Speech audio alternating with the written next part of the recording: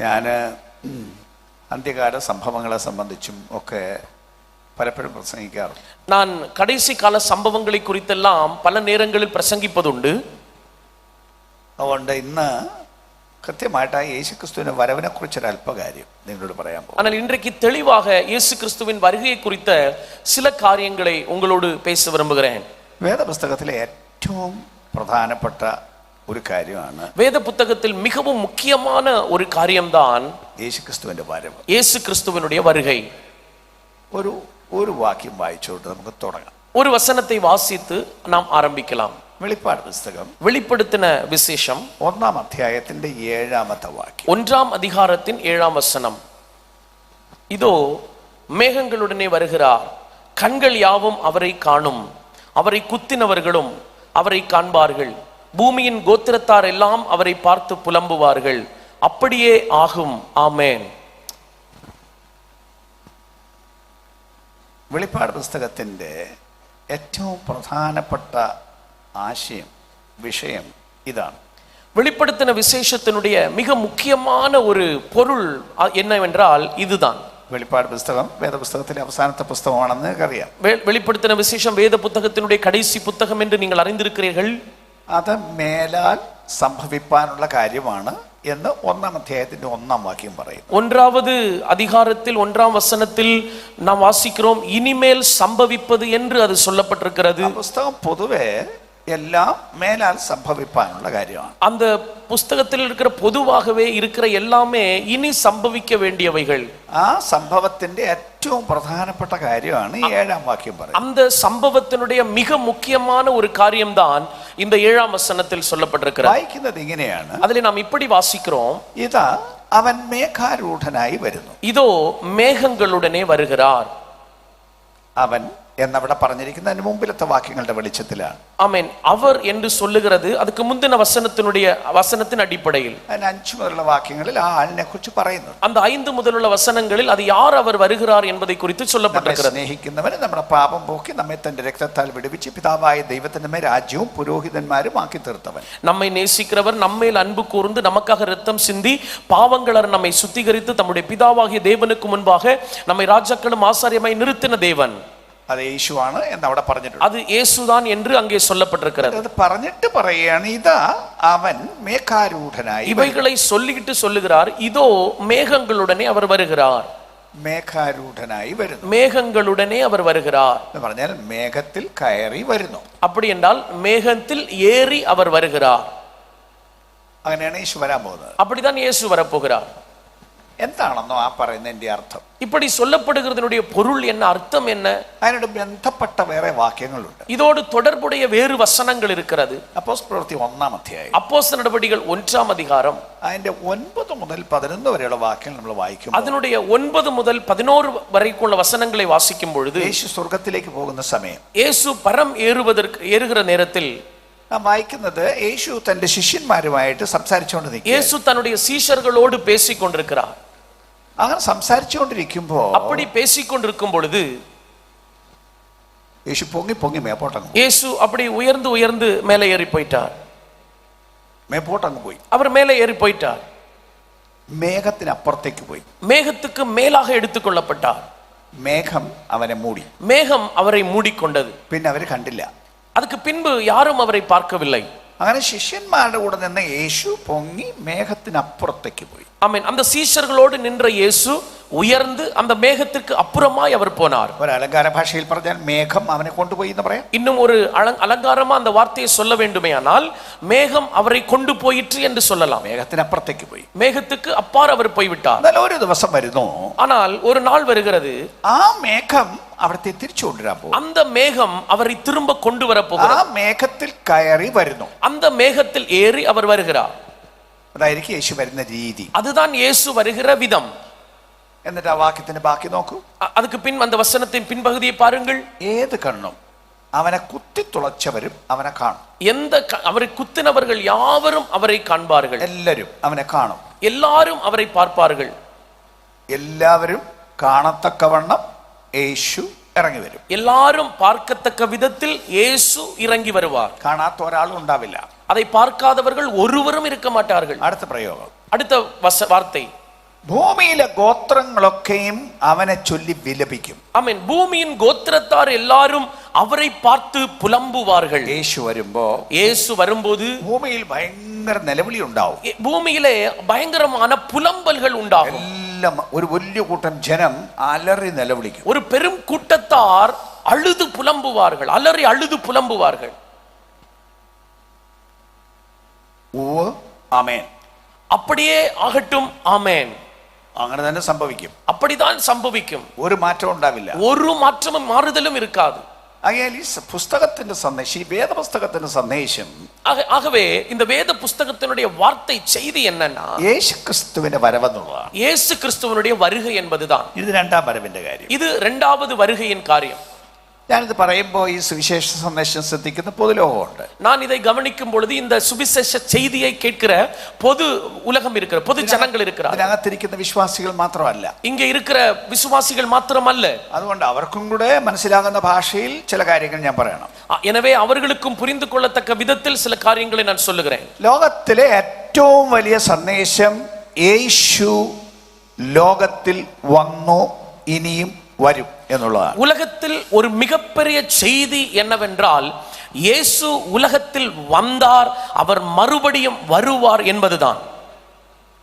ലോകത്തിന് വ്യത്യാസം വരുത്തിക്കൊണ്ട് യേശു ലോകത്തിൽ വന്നു. உலகத்திற்கு ஒரு வித்தியாசத்தை ஏற்படுத்தி கொண்டு இயேசு உலகத்தில் வந்தார். യേശു വന്നു എന്ന് യേശുവിന്റെ സത്യസന്ധതയിൽ വിശ്വസിക്കാത്തവർ പോലും യേശു വന്നു എന്ന യാഥാർത്ഥ്യത്തെ അംഗീകരിച്ചേ തീരൂ. ஆமென். இயேசு கிறிஸ்து வந்தார் என்று இயேசு கிறிஸ்துவின் சந்ததிகளாய் இருக்கிறவர்கள் அறியாமல் இருந்தாலும் விசுவாசியாமல் இருந்தாலும் அவர்கள் அதை விசுவாசித்தே ஆக வேண்டும். കാരണം യേശു വന്ന ഭൂമിയിൽ വന്നതിന് ശേഷമുള്ള കാലക്കണക്കാണ് നമ്മൾ ഇന്ന് പറയുന്നത്. காரணம் ஏனென்றால் இயேசு வந்ததற்கு பிறகுள்ள கால அடிப்படைகளை தான் நாம் இன்றைக்கு கற்றுக்கொள்ளுகிறோம். നമ്മൾ ഇന്ന് 2025 എന്ന് പറയുമ്പോൾ യേശു ജഡാവതാരം ചെയ്തതിന് ശേഷമുള്ള കാലമായിട്ടാണ് പറയുന്നത്. நாம் இன்றைக்கு 2025 ஆண்டு என்று சொல்லும் பொழுது இயேசு பூமியில பிறந்ததற்கு பிறகு 2025 என்று சொல்லுகிறோம். യേശു ഒരു നാൾ ഭൂമിയിൽ ജനിച്ചു. இயேசு ஒரு நாள் பூமியில் பிறந்தார். പക്ഷേ സാധാരണ കുട്ടിയായിട്ടല്ല. ஆனால் சாதாரண ஒரு குழந்தையாய் அல்ல. നിശ്ചയമായിട്ടും സാധാരണ കുട്ടിയെ പോലെയാണ് വന്നത്. உண்மையிலே சொல்லணும்னா சாதாரண குழந்தை தான் வந்தார். പക്ഷേ ഒരു അപ്പന്റെയും അമ്മയുടെയും മകനായി ജനിച്ചതല്ല. ஆனால் ஒரு தாய் தகப்பனுடைய மகனாய் பிறந்தல்ல அவர் வந்தது. അപ്പനും അമ്മയും ഉണ്ടെന്ന് തോന്നും. அப்பாவும் அம்மாவும் இருக்கிறார்கள் என்று தோன்றும். അമ്മ ഉണ്ടെന്നുള്ളത് ശരിയുമാണ്. அம்மா இருக்கிறார்கள் என்பது உண்மைதான். പക്ഷെ കേവലം അവരിൽ നിന്ന് ഉൽപാദിതമായതല്ല. ஆனா உண்மையில் அவர்கள் மூலமாய் உற்பவிக்கப்பட்டவர் அல்ல.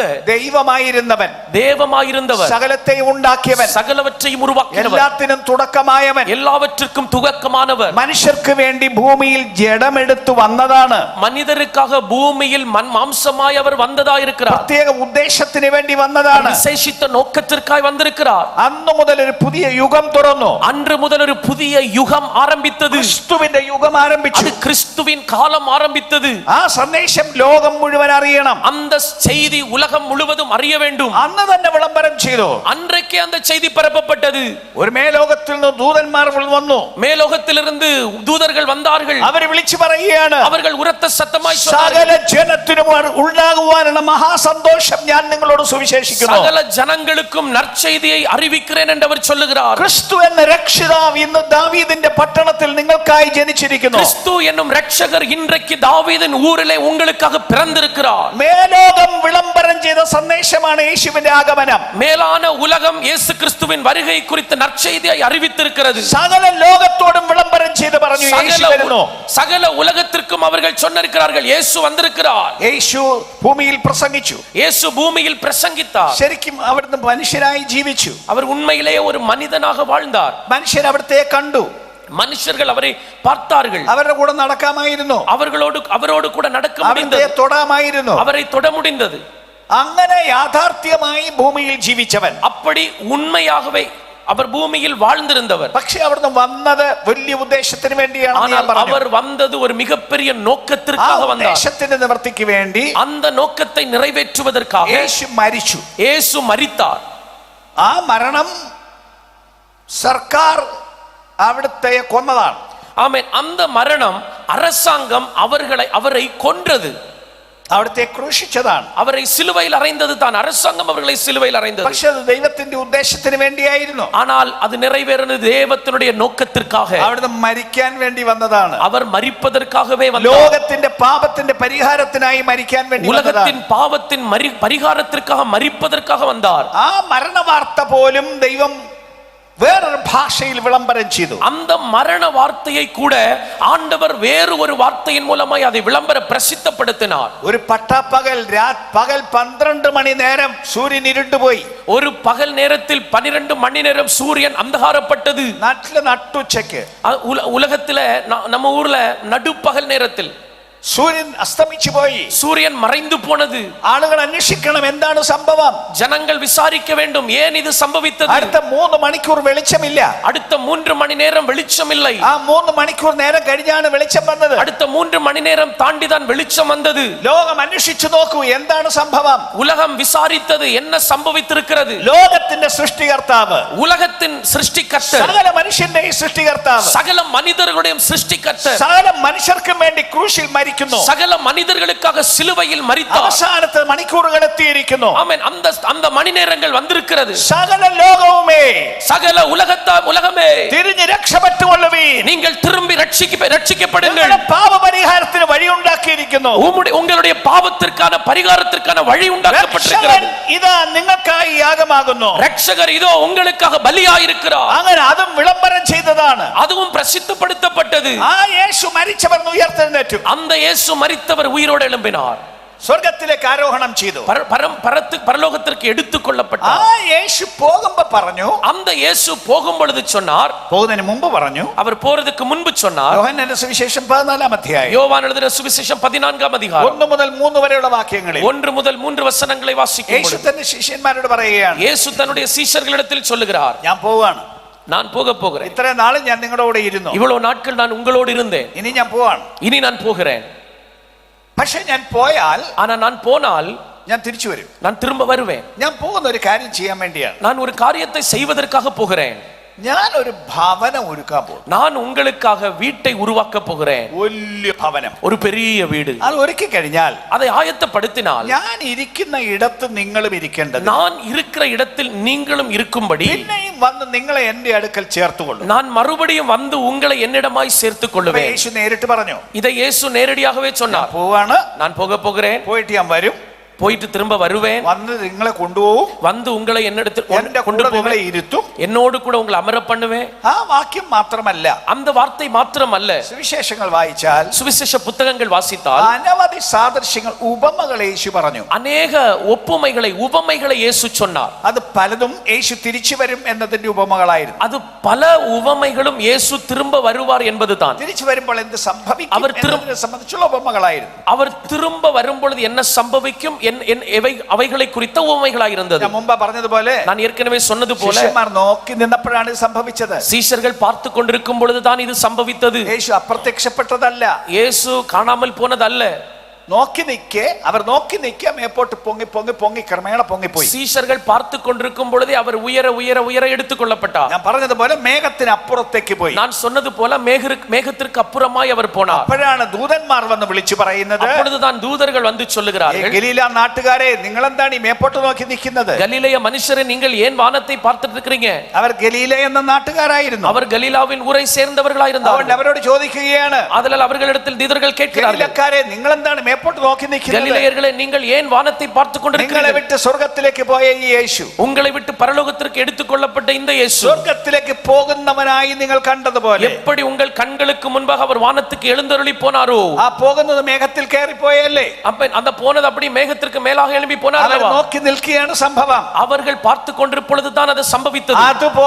അതുപോലെ അവൻ വീണ്ടും വരും, அவர் மறுபடியும் வருவார். അതാണ് വെളിപ്പാട് പുസ്തകം പറയുന്നത്. அதைதான் வெளிப்படுத்தின விசேஷம் പോയ சொல்கிறது. പോലെ, அவர் போனது போல, മേഘത്തിനപ്പുറത്തേക്ക് പോയതുപോലെ, மேகத்திற்கு அப்புறமாய் போனது മേഘത്തിൽ போல, കയറിപ്പോയ പോലെ, மேகத்திற்கு மேல் ஏறினது போல അവൻ മേഘാരൂഢനായി വരുന്നു. அவர் மேகங்களுடனே வருகிறார். എല്ലാ മനുഷ്യരും ഇത് കാണേണ്ടി വരും. எல்லா மனிதர்களும் இதை பார்க்க வேண்டி வரும். ഞാൻ ഒന്നുകൂടെ എടുത്തു പറയുന്നു, நான் ஒரு முறை கூட அதை எடுத்து சொல்கிறேன். ഭൂമിയിലെ സകല ഗോത്രങ്ങളും കാണാൻ, பூமியின் சகல கோத்திரங்களும் அதை பார்ப்பார்கள். ഭൂമിയിൽ ഒരു കൂട്ടം ആളുകൾ ഉറങ്ങുന്ന നേരമാണ്, ஆனா அதே நேரத்துல ஒரு சில கூட்டத்தார் தூங்கிக் கொண்டிருக்கிற நேரம், അതേ സമയത്ത് വേറൊരു കൂട്ടർ ഉണരുന്ന നേരമാണ്. வேறு ஒரு கூட்டத்தார் எழும்புகிற நேரம், எந்திரிக்கிற நேரம். നമുക്കിപ്പോ രാത്രിയാണ്, நமக்கு இப்பொழுது இரவு.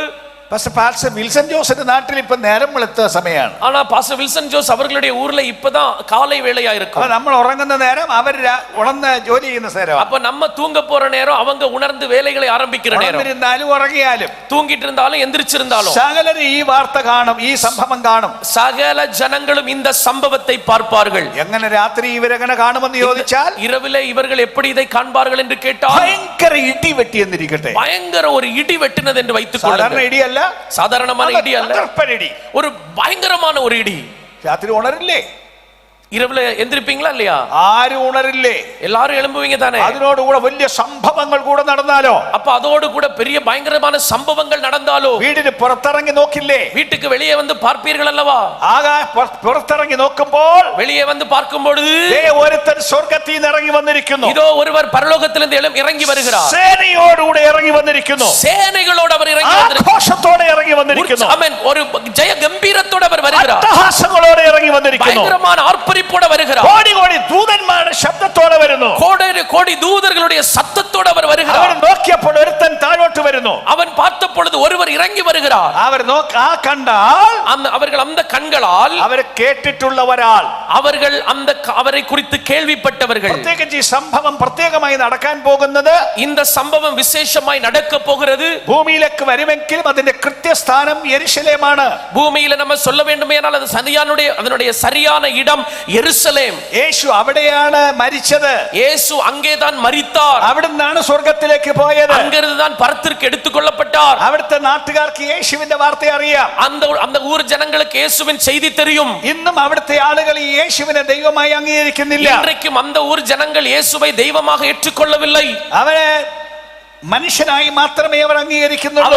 அவரை ஒரு மனிதனாக மாத்திரம் தான் அங்கீகரிக்கிறார்கள். അവിടെ വെച്ചാണ് യേശുവിനെ ക്രൂശിച്ചത്. அங்கே வைத்து தான் இந்த இயேசுவை சிலுவையில் அறைந்தார்கள். ആ കൈകളിൽ ആണി അടിച്ചത്, அந்த கரங்களில் ஆணி அறைந்தது, ആ കാലുകളിൽ ആണി അടിച്ചത്, அந்த കാലുകളിൽ ஆணிகள், തലയിൽ മുൾക്കിരീടം വെച്ച് അടിച്ചത്, சிரசில் முட்கிரீடம் சூட்டப்பட்டது. അവർ നോക്കുമ്പോൾ, அவர்கள் பார்க்கும்போது അവർ തളച്ച് കുത്തി തുളച്ചവൻ, ஆமென், அவர்கள் அவருடைய கரங்களில் ஆணி அடித்தவர்கள், വിലാപ്പുറത്ത് കുത്തി തുറന്നവൻ, அவருடைய விலாவை குத்தி துறந்தவர்கள், ആകാശം തുറന്ന് ഇറങ്ങി വരുന്നു. ஆகாயத்தை திறந்தவர் வருகிறார். കേട്ടിട്ടുള്ള ആ ചരിത്രം, அவர்கள் கேட்டுட்டுள்ள கேள்விப்பட்ட அந்த சரித்திரம் ഇറങ്ങി വരുന്നു. அதே நபர் இறங்கி வருகிறார். അവർ വരുമെന്ന് അവർ പ്രതീക്ഷിച്ചില്ല. அவர் வருவார் என்று இவர்கள் எதிர்பார்க்கவில்லை. അവർ ദൈവമാണെന്ന് അവർ വിശ്വസിച്ചില്ല. அவரை தெய்வமாக இவர்கள் விசுவாசிக்கவில்லை. അവർ ദൈവ ദൂഷകൻ എന്നാണ് പറഞ്ഞത്. அவர் தேவனை தூஷித்தவர் என்று சொல்லப்பட்டது. എന്നാൽ ഈ ദൂതഗണത്തോടെ ഇറങ്ങി വരുമ്പോൾ, ஆனால் இவர் தூதர்களோடு இறங்கி வரும் பொழுது അവർ പ്രതീക്ഷിക്കാത്തവൻ വരുന്നു. அவர்கள் எதிர்பார்க்காதவர் வருகிறார். അവിടുത്തെ ഒരു നാമം അവിടുത്തെ മേൽ എഴുതിയിരിക്കുന്നു. அவருடைய மேல் ஒரு நாமம் எழுதப்பட்டிருக்கிறது. രാജാതി രാജാവ്, ராஜாதி ராஜா, കർത്താതി കർത്താവ്, கர்த்தாதி கர்த்தர், ഭയങ്കര ഭരണകർത്താവ്, ஆமென், ஆளுகை செய்கிறவர், ലോകം മുഴുവൻ ഭരിക്കാനുള്ളവൻ, உலகத்தை முழுவதும் ஆளுகை செய்கிறவர். അങ്ങനെ അവർ നോക്കുമ്പോൾ, அப்படி அவர்கள் பார்க்கும்போது ഒരു രാജാവ് വരുന്നു. இதோ ஒரு ராஜா வருகிறார். ലോകത്തെ ഭരിക്കാൻ വരുന്നു. உலகத்தை ஆளுகை செய்யும்படி, അവരെ ഭരിക്കാൻ വരുന്നു. அவர்களை ஆளுகை செய்யும்படி അതിനവർ തയ്യാറായിട്ടില്ല. ஆனால் அவர்களோ ஆயத்தமாகவில்லை. അവൻ വരുമെന്ന് അവർ വിചാരിച്ചില്ല. அவர் வருவார் என்று இவர்கள் எதிர்பார்க்கவில்லை. അവിടുന്ന് വന്നു. ஆனால் அவர் வந்தார். ആ വരവ് കാണുമ്പോൾ, அந்த வரவை பார்க்கும் பொழுது അലറി നിലവിളിക്കും. எல்லாரும் അലറിക്കൊണ്ട് പുലമ്പുവാர்கள். ஐயோ, വരുമെന്ന് ഞങ്ങൾ വിചാരിച്ചില്ല. இவர் வருவார் என்று நாங்கள் நினைக்கவில்லை. ദൈവമാണെന്ന് ഞങ്ങൾ അറിഞ്ഞില്ല. இவர் தேவன் என்று நாங்கள் அறியவில்லை. ദൈവമായി ഇറങ്ങി വന്നിരിക്കുന്നു. ஆனால் இவர் தேவனாக இறங்கி வந்திருக்கிறார். ലോകത്തെ ഭരിക്കാൻ വരുന്നു. உலகத்தை ஆள வருகிறார். ഞങ്ങൾ അതിന് തയ്യാറായില്ല. நாங்கள் அதற்கு ஆயத்தமாகவில்லை. ആ ഭീതിയിൽ നിന്ന് ലോകം മുഴുവൻ അലറി നിലവിളിക്കും. அந்த பயத்தினால் உலகம் முழுவதும் அழுது புலம்புவார்கள். കേവലം യെരുശലേം മാത്രമല്ല, കേവലം യെരുശലേം മാത്രമല്ല, சாதாரணமா எருசலேம் மாத்திரமல்ல, ഈ സദേൺ ഡിസ്ട്രിക്റ്റും, இந்த தென் பிரதேசமும், ഈ കേരളവും, இந்த கேரளവും, ഈ ഭാരതവും, இந்த இந்திய தேசம், ലോകം മുഴുവനും, உலகம் முழுவதும். സൂര്യൻ ഒരു സൂര്യനല്ലേ? சூரியன் ஒரு சூரியன் தானே. ആ സൂര്യനെ ലോകം മൊത്തം കാണുന്നില്ലേ? அந்த சூரியனை உலகம் முழுவதும் பார்க்கிறார்கள் அல்லவா? അതുപോലെ அதை போல വരുന്നു ഒരുവൻ, இதோ வருகிறார் ஒருவர், എല്ലാ കണ്ണും കാണത്തക്ക, எல்லா கண்ணும் காணத்தக்க விதத்தில் ജനത്തെ നടുക്കിക്കൊണ്ടിറങ്ങി വരും. அவன் உலகத்தை நடுக்கம் பண்ண ഒരു வருவார். ലോകത്തെ വാഴാൻ വരുന്നു. ஒரு ലോകത്തെ ലോകത്തെ വാഴാൻ വരുന്നു. ஒரு உலகத்தை அவர் வாழுகை செய்யும்படி வருகிறார். ഈ സന്ദേശം ലോകം അറിയണ്ടേ? இந்த செய்தி உலகம் அறிய வேண்டாமா? ഒരുത്തൻ വരുന്നുവെന്ന് അറിയണ്ടേ? இப்படி ஒருவர் வருவார் என்று அறிய வேண்டாமா? ഒരു രാജാവുണ്ടെന്ന് അറിയണ്ടേ? அப்படி ஒரு ராஜா இருக்கிறார் என்று அறிய வேண்டாமா? ആകയാൽ ഈ സന്ദേശം വിളിച്ചു പറയേണ്ട പ്രധാനപ്പെട്ട സന്ദേശമാണ്. ஆதலால் அதிகமாய் கூப்பிட்டு சொல்ல வேண்டிய மிக முக்கிய செய்தி இந்த செய்தி. ഇതിൽ നിന്ന് ഒഴിഞ്ഞിരിക്കാൻ അഖിലാണ്ടത്തിൽ ഒരാൾക്കും പറ്റില്ല. இதிலிருந்து மாறி நிற்க, விலகி நிற்க உலகத்தில் ஒரு நபருக்கு முடியாது. ആകയാൽ ഒന്നുകൂടെ വിളിച്ചു പറയുന്നു. ஆதலால் ஒரு முறை கூட சொல்லுகிறேன். സ്വർഗ്ഗത്തിൽ നിന്ന് വിളിച്ചു പറയുകയാണ്. உலகத்தில் പരലോകத்திலிருந்து ഇതാ சொல்லப்படுகிறது. അവൻ മേഘാരൂഢനായി വരുന്നു. இதோ அவர் மேகங்களுடனே வருகிறார். വെളിപ്പാട് പുസ്തകം 22-ാം അധ്യായത്തിലേക്ക് വരുമ്പോ, வெளிப்படுத்தின விசேஷம் 22வது அதிகாரத்தில் வரும் பொழுது യേശു ആവർത്തിച്ച് പറയുന്നു. இயேசு மறுபடியும் சொல்லுகிறார், ഇതാ ഞാൻ വേഗം വരുന്നു. இதோ நான் சீக்கிரமாய் வருகிறேன். 22-ാം അധ്യായത്തിന്റെ 7-ാം വാക്യം. 22ാം அதிகாரத்தினுடைய 7ஆம் வசனம். ഇതാ ഞാൻ വേഗത്തിൽ വരുന്നു. இதோ நான் சீக்கிரமாய் வருகிறேன். 12-ാമത്തെ വാക്യം. 12வது வசனம். ഇതാ ഞാൻ വേഗം വരുന്നു. இதோ நான் சீக்கிரமாய் வருகிறேன். ഓരോരുത്തരും അവനവർ പ്രവൃത്തിക്ക് തക്കവണ്ണം കൊടുപ്പാൻ പ്രതിഫലം എന്റെ പക്കലുണ്ട്.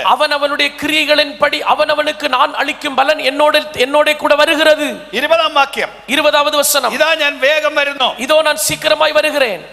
ആവർത്തിച്ച് യേശു പറയുകയാണ്, மறுபடியும் அவர் சொல்லுகிறார், இயேசு വേഗം വരുന്നു. நான் சீக்கிரமாய் வரப்போகிறேன். 1-ാം അധ്യായത്തിന്റെ 7-ാം വാക്യം ഒരിക്കലൂടെ ഞാൻ വരുന്നു. 1வது அதிகாரத்தினுடைய 7வது வசனத்தில் மறுபடியும் நான் வருகிறேன். എന്താണ് അവിടെ വായിച്ചത്? அங்கே வாசித்தது என்ன? ഇതാ അവൻ മേഘാരൂഢനായി വരുന്നു. இதோ மேகங்களுடனே வருகிறார். ഏത് കണ്ണും അവനെ കുത്തി തുളച്ചവരും അവനെ കാണും. ஆமென். கண்கள் யாவும் அவரை காணும், அவரை குத்தினவர்களும் அவரை காண்பார்கள். ഭൂമിയിലെ ഗോത്രങ്ങളൊക്കെയും അവനെ ചൊല്ലി വിലപിക്കും. பூமியின் கோத்திரத்தாரெல்லாம் அவரை பார்த்து புலம்புவார்கள். എന്നിട്ട് പറയുകയാണ്, அதுக்கு பின் சொல்லுகிறார், ஆமென் ആമേൻ. ஆமென்.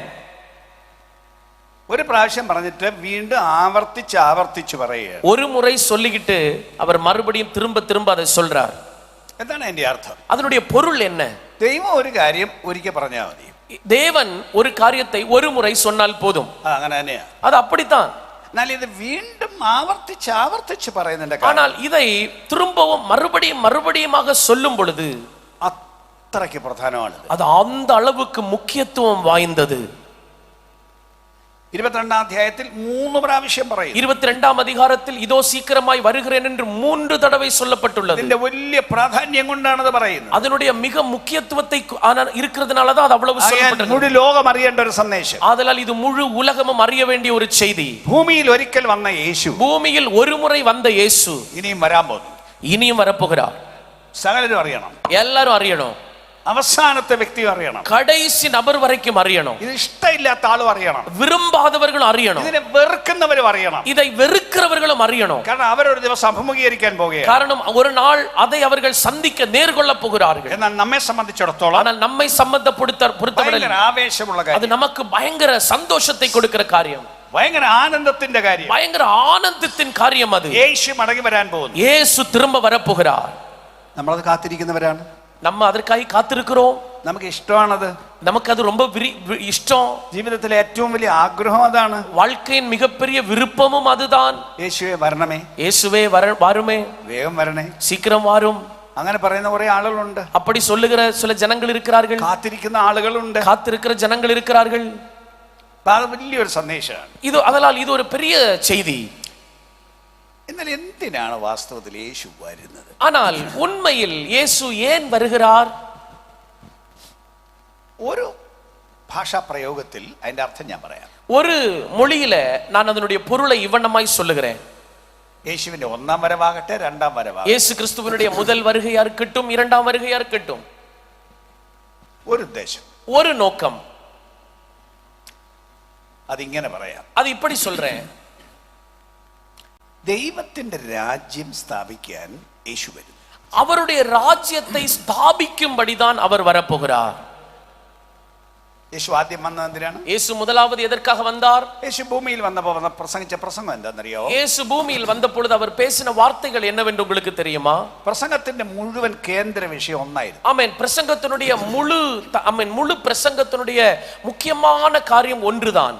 പ്രസംഗം പലതാണ്. பிரசங்கம் பல பிரசங்கங்கள் இருந்தது. പക്ഷെ ഒറ്റ കാര്യത്തെക്കുറിച്ച്. ஆனால் ஒரே காரியத்தை குறித்து தான். എന്താണെന്നറിയോ? என்னவென்று உங்களுக்கு தெரியுமா? സ്വർഗ്ഗരാജ്യം സമീപിച്ചിരിക്കുന്നു. இதோ பரலோக ராஜ்யம் சமீபித்திருக்கிறது. ദൈവത്തിന്റെ രാജ്യം സമീപിച്ചിരിക്കുന്നു. தேவனுடைய ராஜ்யம் சமீபித்திருக்கிறது. മനുഷ്യരെ ഒരുങ്ങിക്കൊള്ളി. மனிதர்களே நீங்கள் ஆயத்தமாகுங்கள். ഇതായിരുന്നു സുവിശേഷത്തിന്റെ സന്ദേശം. இதுதான் சுவிசேஷத்தின் செய்தி. ദൈവത്തിന്റെ രാജ്യം വരുന്നു. தேவனுடைய ராஜ்யம் வரப்போகிறது. എല്ലാ മനുഷ്യരോടും വിളിച്ചു പറയുക. எல்லா மனிதர்களிடத்திலும் அதை கூப்பிட்டு சொல்லப்படுகிறது. അതിന്റെ അർത്ഥം എന്താണെന്ന് ഞാൻ ഒന്ന് ലളിതമായിട്ട് പറയാം. ஆமென். அதனுடைய பொருள் என்னவென்று நான் மிக லகுவாக உங்களுக்கு சொல்றேன். എന്താണ് യേശു വിളിച്ചു പറഞ്ഞതിന്റെ അർത്ഥം? இயேசு அப்படி சொன்னதனுடைய பொருள் என்ன?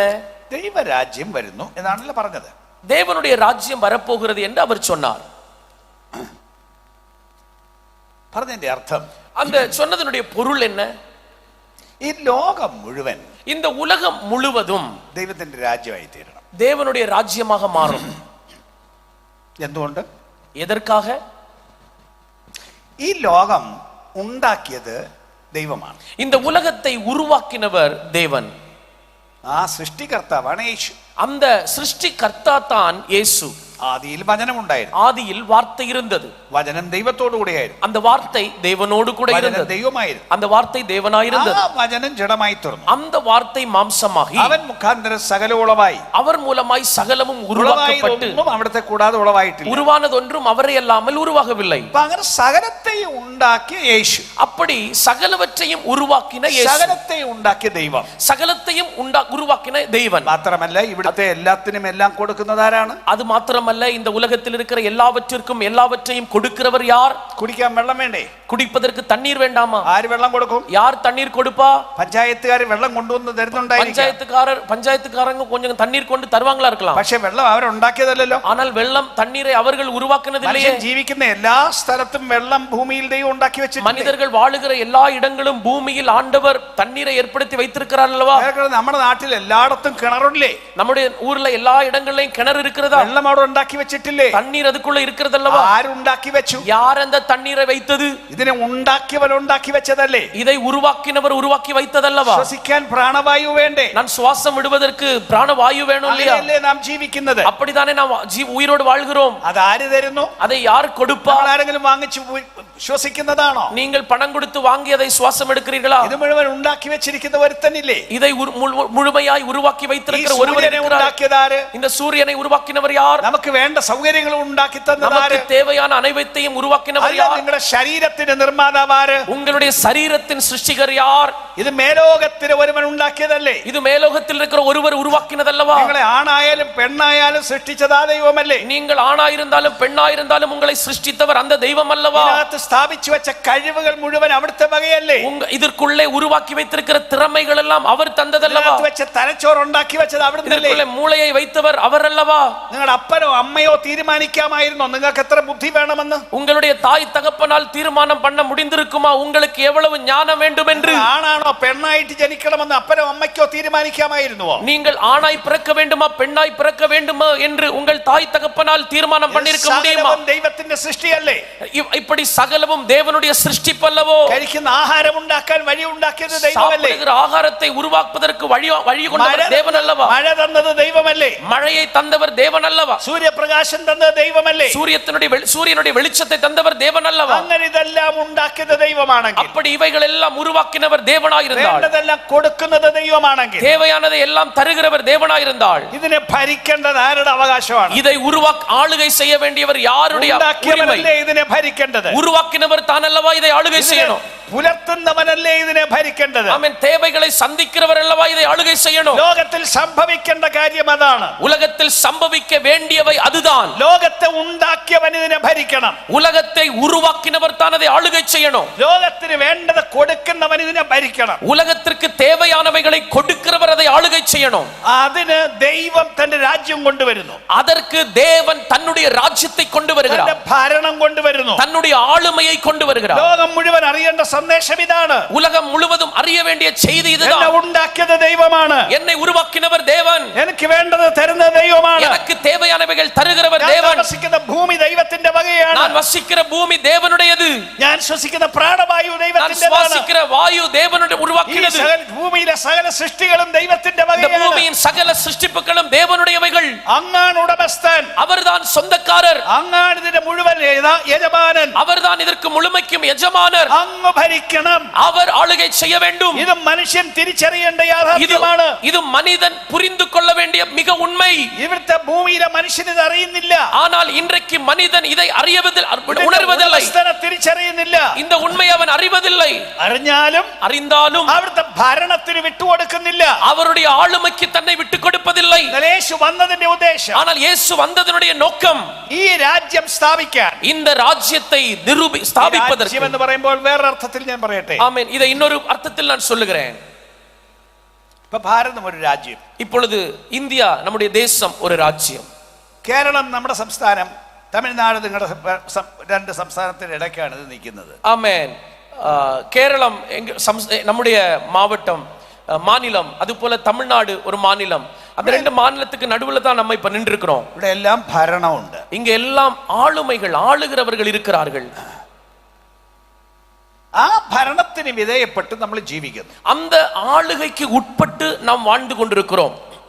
ഈ രാജ്യത്ത് ജീവിക്കണമെങ്കിൽ ആ ഭരണത്തിനനുസരിച്ച് ജീവിക്കണം. இந்த ராஜ்யத்தில் நாம் வாழ வேண்டுமேயானால் அவருடைய சட்டதிட்டங்களுக்கு கீழ்ப்படிந்து வாழ வேண்டும். എന്നാലും ഞാൻ ഒന്നുകൂടെ പറയുന്നു, ஆனாலும் நான் ஒரு முறை கூட சொல்லுகிறேன், നമുക്ക് വേണ്ടതെല്ലാം തരാൻ സർക്കാരിനെ കൊണ്ട് പറ്റില്ല. நமக்கு தேவையானவைகளை எல்லாம் தருவதற்கு அரசாங்கத்தால் முடியாது. സർക്കാർ ഒന്നും ചെയ്യുന്നില്ല എന്നല്ല ഞാൻ പറയുന്നതിന്റെ അർത്ഥം. ஆமென். அதனுடைய அர்த்தம் அரசாங்கம் எதுவும் செய்யவில்லை என்று அல்ல. സർക്കാർ ചെയ്യാൻ കഴിയുന്നതെല്ലാം ചെയ്യുന്നു. அவர்களால் அரசாங்கத்தால் முடிவதை எல்லாம் அவர்கள் செய்கிறார்கள். മനുഷ്യന്റെ അടിസ്ഥാന ആവശ്യം നിവർത്തിക്കാൻ ഭൂമിയിൽ ഒരു സർക്കാരിനും കഴിയില്ല. ஆனால் மனிதனுடைய அடிப்படை தேவைகளை சந்திப்பதற்கு பூமியின் எந்த அரசாங்கத்தாலும் முடியாது. തെളിച്ചു പറഞ്ഞാൽ, தெளிவாய் சொன்னால், മനുഷ്യന് വെള്ളം കൊടുക്കാൻ സർക്കാരിന് കഴിയില്ല. மனிதர்களுக்கு தண்ணீர் கொடுக்க அரசாங்கத்தால் முடியாது. മനുഷ്യന് പ്രാണവായു കൊടുക്കാൻ സർക്കാരിന് കഴിയില്ല. ஆமென். மனிதர்களுக்கு ஜீவ சுவாசத்தை கொடுக்க அரசாங்கத்தால் முடியாது. സൂര്യപ്രകാശം കൊടുക്കാൻ സർക്കാരിന് കഴിയില്ല. சூரியனுடைய வெளிச்சத்தை கொடுக்க அரசாங்கத்தால் முடியாது. ഇത് മുഴുവൻ കൊടുക്കാൻ കഴിയുന്ന ഒരു ഭരണകർത്താവുണ്ട്. இதை முழுமையாய் கொடுக்க வல்லமையுள்ள ஒரே ஒரு ஆளுநர் இருக்கிறார். അത് ദൈവമാണ്. அது தேவனாயிருக்கிறார். அது യേശുവാണ്. அது இயேசு. ആ യേശു ഭരിക്കണം. அந்த இயேசு ஆளுகை செய்ய வேண்டும். ഭാരത സർക്കാരിന് കീഴ്പ്പെടുന്ന ജനമല്ലേ നമ്മൾ? இந்திய அரசாங்கத்திற்கு கீழ்ப்படுகிற ஜனம் அல்லவா நம்ம? സംസ്ഥാന സർക്കാരുകൾക്ക് വിധേയപ്പെട്ടല്ലേ നമ്മൾ ഇവിടെ ജീവിക്കുന്നത്? ஆமென். உங்களுடைய மாநில அரசாங்கத்திற்கு உட்பட்டல்லவா நாம் இங்கே வாழ்ந்து கொண்டிருக்கிறோம்? അങ്ങനെയെങ്കിൽ മേലോക സർക്കാരിന്, அப்படியானால் உலக அரசாங்கத்திற்கு, നമ്മളെ ഉണ്ടാക്കിയ സർക്കാരിന്, நம்மை உருவாக்கின அரசாங்கத்திற்கு, നമുക്ക് കഴിവുകൾ തരുന്ന സർക്കാരിന്, நமக்கு திறமைகளை தருகிற அரசாங்கத்திற்கு വിധേയപ്പെട്ട് മനുഷ്യൻ ജീവിക്കണ്ടേ? ஆமென். உட்பட்டு நாம் வாழ வேண்டாமா? എന്ന് മാത്രമല്ല, அது மாத்திரமல்ல, ഇപ്പൊ രാജ്യമുണ്ടെന്ന് പറയുമ്പോൾ, இப்போ ராஜ்யம் இருக்கிறது என்று சொல்லுമ്പോൾ, രാജ്യത്ത് ഭരണമുണ്ടെന്ന് പറയുമ്പോൾ, ராஜ்யத்தில் ஆளுகை இருக்கிறது என்று சொல்லுമ്പോൾ, എന്തിനെയാണ് ഭരിക്കുന്നത്? எவைகளை அவர் ஆளுகை செய்ய போகிறார்? ആകാശത്ത് പറക്കുന്ന പക്ഷികളെ ഭരിക്കാൻ സർക്കാരിന് കഴിയുമോ? இந்த பூமியில பறக்கிற பறவைகளை ஆளுகை செய்ய அரசாங்கத்தால் முடியுமா? സർക്കാർ പറയുകയാണ് അടുത്ത രാജ്യത്തേക്ക്, ഈ രാജ്യത്തേക്ക്, അങ്ങേ രാജ്യത്തെ പക്ഷികൾ കയറാൻ പാടില്ല എന്ന് പറഞ്ഞു. ஒருவேளை அரசாங்கம் சொல்லுது மற்ற வேறு ராஜ்யத்தில் உள்ள பறவைகள் இந்த ராஜ்யத்திற்குள் வரக்கூடாது என்று சொன்னால், പക്ഷികൾ കേൾക്കുവോ? பறவைகள் அதை கேட்குமா? പക്ഷികൾ അങ്ങേ രാജ്യത്ത് പോയി എന്ന് പറഞ്ഞ് പോലീസ് അറസ്റ്റ് ചെയ്യുവോ? பறவைகள் மற்ற ராஜ்யத்துக்கு போயிருச்சு என்று சொல்லி போலீஸ்காரங்க கைது பண்ணுவாங்களா? കുറച്ച് അപ്പുറത്ത് സമുദ്രം ഉണ്ടല്ലോ നമുക്ക്. ஆமென். கொஞ்சம் பக்கத்துல நமக்கு கடல் இருக்கிறது அல்லவா? കുറച്ച് അപ്പുറത്ത് ശ്രീലങ്കയാണല്ലോ. அதுக்கு கொஞ்சம் நமக்கு தாண்டி ஸ்ரீலங்கா இருக்கிறது அல்லவா? ഇവിടുത്തെ മത്സ്യം അങ്ങോട്ട് കേറരുതെന്ന് പറയാൻ പറ്റുമോ? கடல்ல இருக்கிற மீன் அங்க போக கூடாதுன்னு நம்மள சொல்ல முடியுமா? ഇതിനെല്ലാം തടയാൻ ആർക്കെങ്കിലും കഴിയുമോ? இவைகளை தடை செய்ய யாராலும் கூடுமா?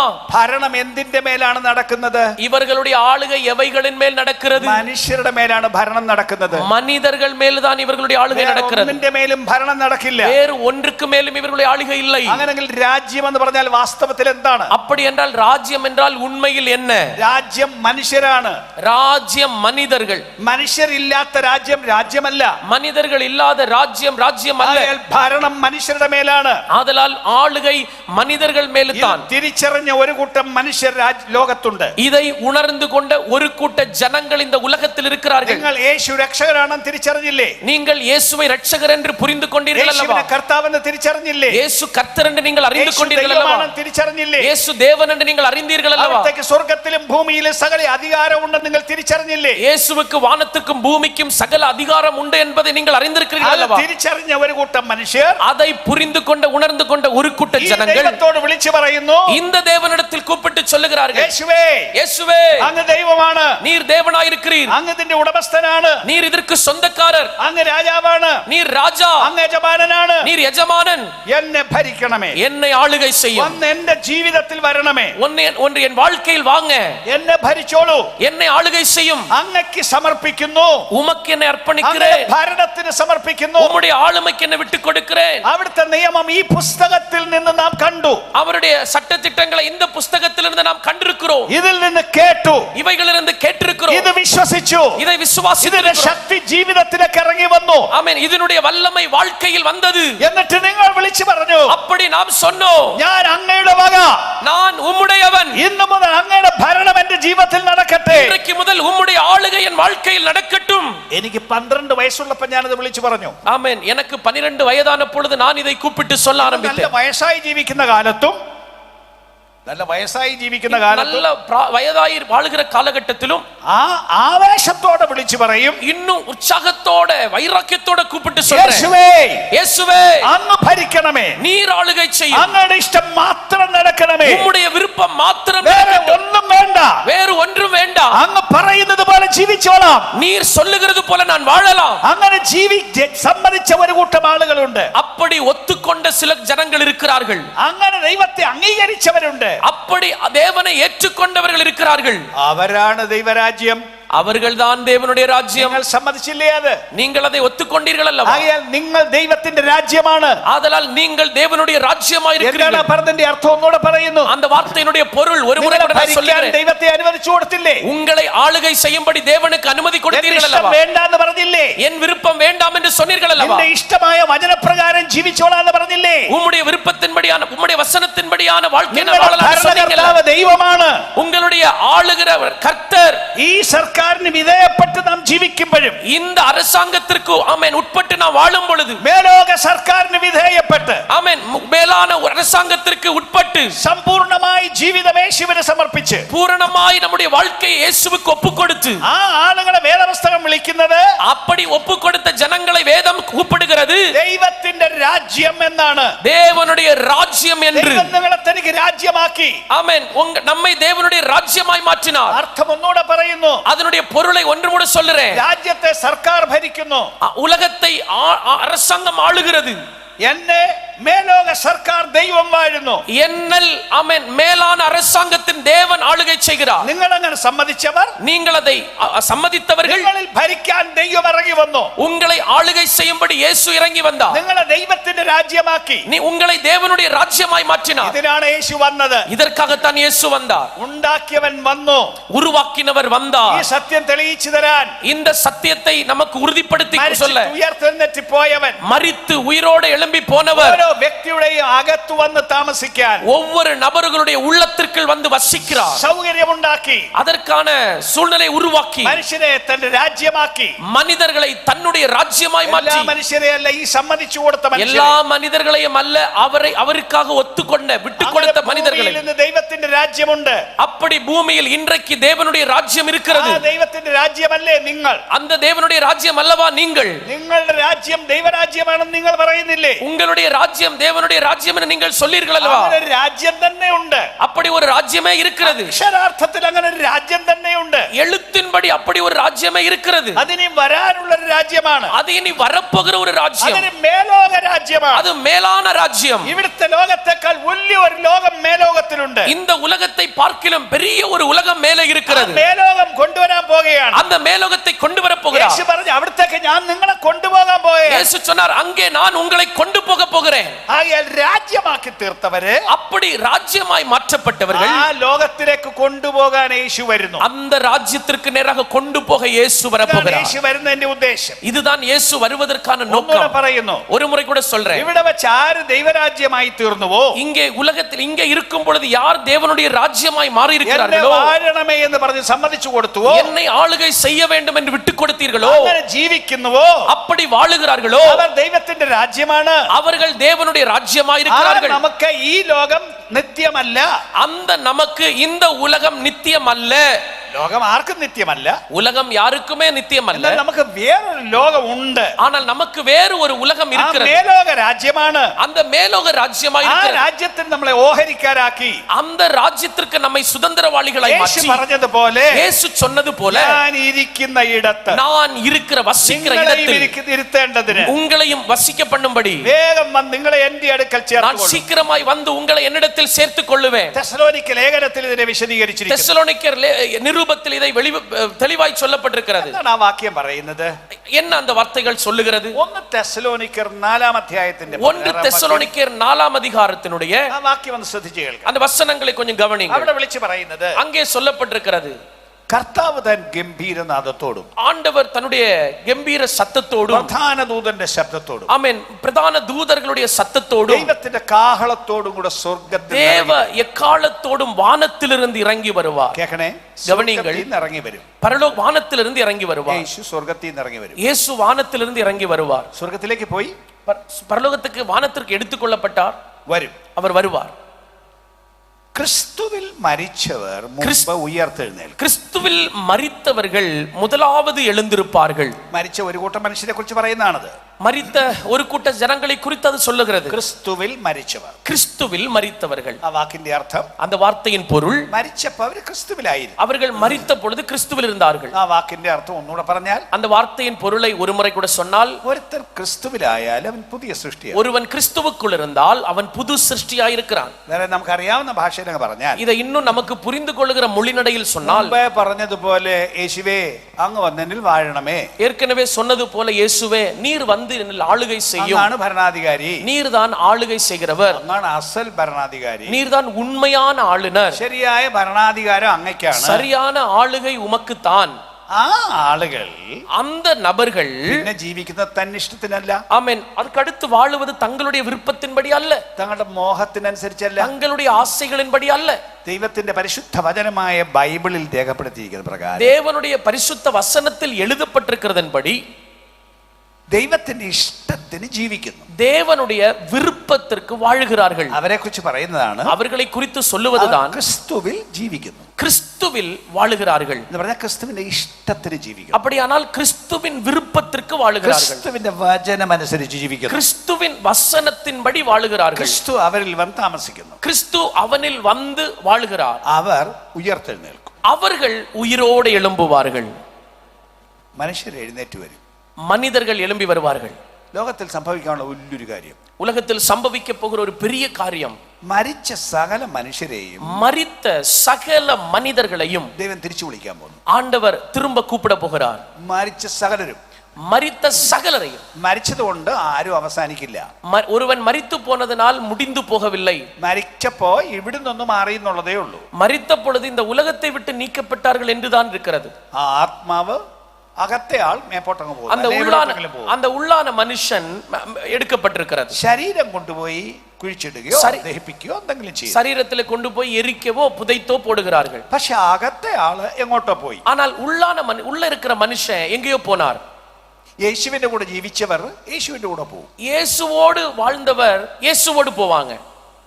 ആ മനുഷ്യരെ, அந்த மனிதர்களை യേശു വിളിച്ചെഴുന്നേൽപ്പിക്കും. இயேசு திரும்ப கூப்பிட்டு எழுப்புகிறார். എല്ലാ മനുഷ്യരെയും, எல்லா மனிதர்களையும், ഇവരെ മാത്രമല്ല എല്ലാരെയും. இவர்களை மாத்திரமல்ல எல்லாரையும். യോഹന്നാന്റെ സുവിശേഷം 5-ാം അധ്യായം யோவானின் சுவிசேஷ புத்தகம் 5-ாம் அதிகாரம் 28-ാം വാക്യം 29-ാം വാക്യം 28, 29 എന്താ അവിടെ പറഞ്ഞറിയോ? என்ன சொல்லுகிறது? ഇതെങ്കിലും ആശ്ചര്യപ്പെടരുത്. ஆமென், நீங்கள் ஆச்சரியப்படக்கூடாது. ഈ പറയുന്ന വാക്ക് കേട്ട് ആശ്ചര്യപ്പെടരുത്. நீங்கள் இப்ப சொல்லுகிறவைகளை குறித்து நீங்கள் ஆச்சரியப்படுத்தக்கூடாது. കല്ലറകളുള്ള എല്ലാവരും, பிரேத குழிகளில் உள்ள அனைவரும் ദൈവപുത്രന്റെ ശബ്ദം കേട്ട് എഴുന്നേറ്റ് വരും. அவருடைய தேவகுமாரனுடைய சத்தத்தை கேட்கிற ஒரு காலம் உண்டு എന്ന് പറഞ്ഞാൽ മരിച്ച സകലരും, அப்படியானால் மரித்த அனைவரும், മരിച്ചവർ വേറെ ഒരു ശബ്ദവും കേൾക്കില്ല. வேறு ஒரு சத்தத்தையும் அவர்கள் கேட்க மாட்டார்கள். അതുവരെ കേട്ടത് അതേ ഉള്ളൂ, പിന്നെ കേൾക്കില്ല. ஆமென், இந்த உலகத்தில் இருக்கும் பொழுது வரைக்கும் கேட்டதுதான். ஆனால் എന്നാൽ മരിച്ചു കഴിഞ്ഞ് ഒരു ശബ്ദം കേൾക്കണം. ஆனால் மரித்ததுக்கு பிறகு அனைவரும் ஒரு சத்தத்தை கேட்டே ஆக வேண்டும். ഉടമസ്ഥനായ യേശുവിന്റെ ശബ്ദം, சொந்தக்காரராகிய இயேசுவின் சத்தம், രക്ഷകനായ യേശുവിന്റെ ശബ്ദം, ரட்சகராகிய இயேசுவின் சத்தம், രാജാവായ യേശുവിന്റെ ശബ്ദം, ராஜாவாகிய இயேசுவின் சத்தம். അവിടുത്തെ ഒരു ശബ്ദം കേൾപ്പിക്കും. அவர் அந்த சத்தத்தை கேட்க பண்ணுவார். മരിച്ച സകലരും മരണത്തിൽ നിന്ന് എഴുന്നേറ്റ് വരും. மரித்த சகலரும் மரணத்திலிருந்து எழும்பி வருவார்கள். ഒരു ശരീരത്തോടെ എഴുന്നേറ്റ് വരും. ஒரு சரீரத்தோடு அவர்கள் எழும்பி வருவார்கள். നിത്യമായി ജീവിക്കാൻ വേണ്ടി എഴുന്നേറ്റ് വരും. நித்தியமாய் வாழ வேண்டி அவர்கள் எழும்பி வருவார்கள். അങ്ങനെ സകലരെയും എഴുന്നേൽപ്പിക്കും. அப்படி சகலரையும் அவர் எழும்ப பண்ணுவார். ഈ പ്രാവശ്യം ആ സമയത്ത് സംഭവിക്കുന്നത്, ஆனால் இந்த நேரத்தில் சம்பவிப்பது, ക്രിസ്തുവിൽ മരിച്ചവർ മുമ്പ് ഉയർത്തെഴുന്നേൽക്കും. கிறிஸ்துவில் மரித்தவர்கள் முதலாவது எழுந்திருப்பார்கள். കുറച്ച് പേര് ജീവനോട് ഇരിക്കുവാൻ നേരം, ஆமென், அந்த நேரத்தில் അനേകർ உயிரோடு இருப்பார்கள். കുറച്ച് പേരല്ലേ മരിച്ചോളൂ. கொஞ்சம் பேர் தானே மரித்திருப்பார்கள். ബാക്കി ലോകത്തിൽ ഒത്തിരി മനുഷ്യർ ജീവനോട് ഇരിപ്പുണ്ട്. பாக்கி உலகத்தில் அநேக மனிதர்கள் உயிரோடு യേശു இருக்கிறார்கள். വരുന്ന ആ സമയം, இயேசு வருகிற அந்த நேரம், അത് എപ്പോഴാണെന്ന് പറയാൻ അറിയില്ല. அது எப்பொழுது என்று சொல்ல முடியாது. തീയതി പറഞ്ഞിട്ടില്ല.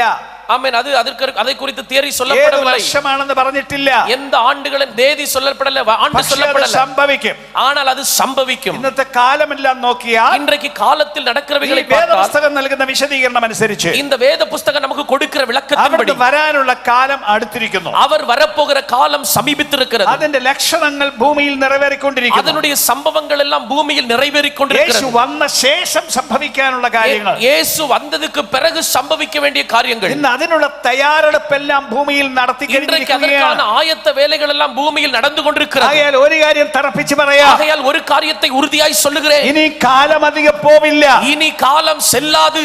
ഞാൻ വരുമെന്ന് പറഞ്ഞവൻ நான் வருவேன் என்று சொன்னவர் ഈ ആകാശമേഘത്തിൽ വെളിപ്പെടും. இந்த வான மேகத்தில் வெளிப்படுவார். അവിടുത്തെ ശബ്ദം കേൾപ്പിക്കും. அவருடைய சத்தத்தை கேட்க பண்ணுவார். ക്രിസ്തുവിൽ മരിച്ചവർ ഉയർക്കും. கிறிஸ்துவில் மரித்தவர்கள் எழும்புவார்கள். ജീവനോടിരിക്കുന്നവർ, உயிரோடு இருக்கிறவர்கள் ഒരു സെക്കൻഡ് കൊണ്ട് ഈ ശരീരത്തിന് മാറ്റം വരും. இமைப்பொழுதில் சரீரத்தில் அவர்களுக்கு ஒரு மாற்றம் ഈ உண்டாகும். ശരീരം മേപ്പോട്ട് പോകാൻ കൊള്ളില്ല. இந்த சரீரம் மேலோடு போக முடியாது. ഈ ഭൂമിയിൽ ജീവിക്കാനുള്ളതാണ്. இந்த பூமியில் வாழ்வதற்கு தான் இந்த சரீரம். നിത്യ പാർപ്പിടം ഭൂമിയല്ല. ஆனால் நம்முடைய நித்திய வசிப்பிடம் பூமி அல்ல, അത് മേലോകത്തിലൊരിടമാണ്. அது மேலான இடத்தில் இருக்கிறது. അതിന് കൊണ്ടുപോകാൻ ഈ ശരീരം കൊള്ളില്ല.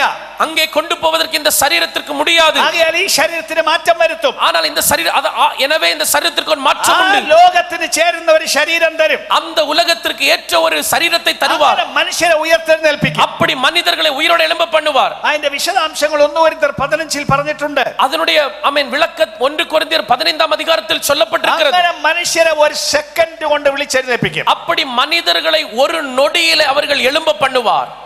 അവിടെ പറഞ്ഞ കണ്ണിമയ്ക്കുന്നതിനിടയിൽ, அப்படி அதிலே சொல்லப்படுற கண் இமைக்கும் நேரத்தில், ഒരു സെക്കൻഡ് കൊണ്ട് ஒரு நொடி பொழுதிலே മനുഷ്യൻ എഴുന്നേറ്റ് വരും. மனிதர்கள் മനുഷ്യൻ எழும்புவார்கள். രൂപാന്തരപ്പെടും. மனிதர்கள் மறுரூபமாவார்கள். ആകാശത്തിൽ കർത്താവിനെ എതിരേൽപ്പാൻ மேகங்களிலே அவர்களோடு கூட ஆமென் சந்திக்கும்படி ആകാശത്തിലേക്ക് എടുക്കപ്പെടും. வானத்துக்கு அவர்கள் எடுக்கப்படுவார்கள். അവിടെ വാക്യം പറയുന്ന ഒന്നുകൂടെ എനിക്ക് തെളിച്ചു പറയണം. அந்த வசனம் சொல்லுகிறதை இன்னும் தெளிவாய் நான் சொல்லுகிறேன், കേക്കൂ. கவனிங்கள். യേശു ഇറങ്ങി വരും. இயேசு வருவார். ഭൂമിയിൽ വരെ വരില്ല. பூமி வரைக்கும் அவர் வரமாட்டார். വാക്യത്തിന്റെ ബാക്കി നോക്കൂ. வசனத்தினுடைய பின்பகுதியை பாருங்கள். കർത്താവ് തൻ ഗംഭീരനാഥത്തോടും ஆமென், கர்த்தர் தாமே ஆரவாரத்தோடும் ദൂതന്റെ ശബ്ദത്തോടും பிரதான தூதனுடைய சத்தத்தோடும் ദൈവത്തിന്റെ കാഹളത്തോടും കൂടെ தேவ எக்காலத்தோடும் கூட സ്വർഗ്ഗത്തിൽ നിറങ്ങി വരും. வானத்திலிருந்து இறங்கி வருவார். ക്രിസ്തുവിൽ മരിച്ചവർ മുമ്പ് ഉയർത്തെഴുന്നേൽക്കും. அப்பொழுது கிறிஸ்துவுக்குள் மரித்தவர்கள் முதலாவது எழுந்திருப்பார்கள். പിന്നെ ജീവനോട് ശേഷിക്കുന്ന നാം பின்பு உயிரோடு இருக்கிற நாமும்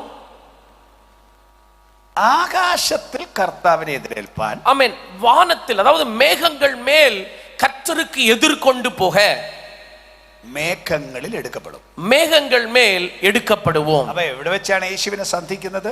எங்கே வச்சு நாம் இயேசுவை சந்திக்க போகிறோம்? ആകാശത്തിൽ, வானத்தில் வைத்து.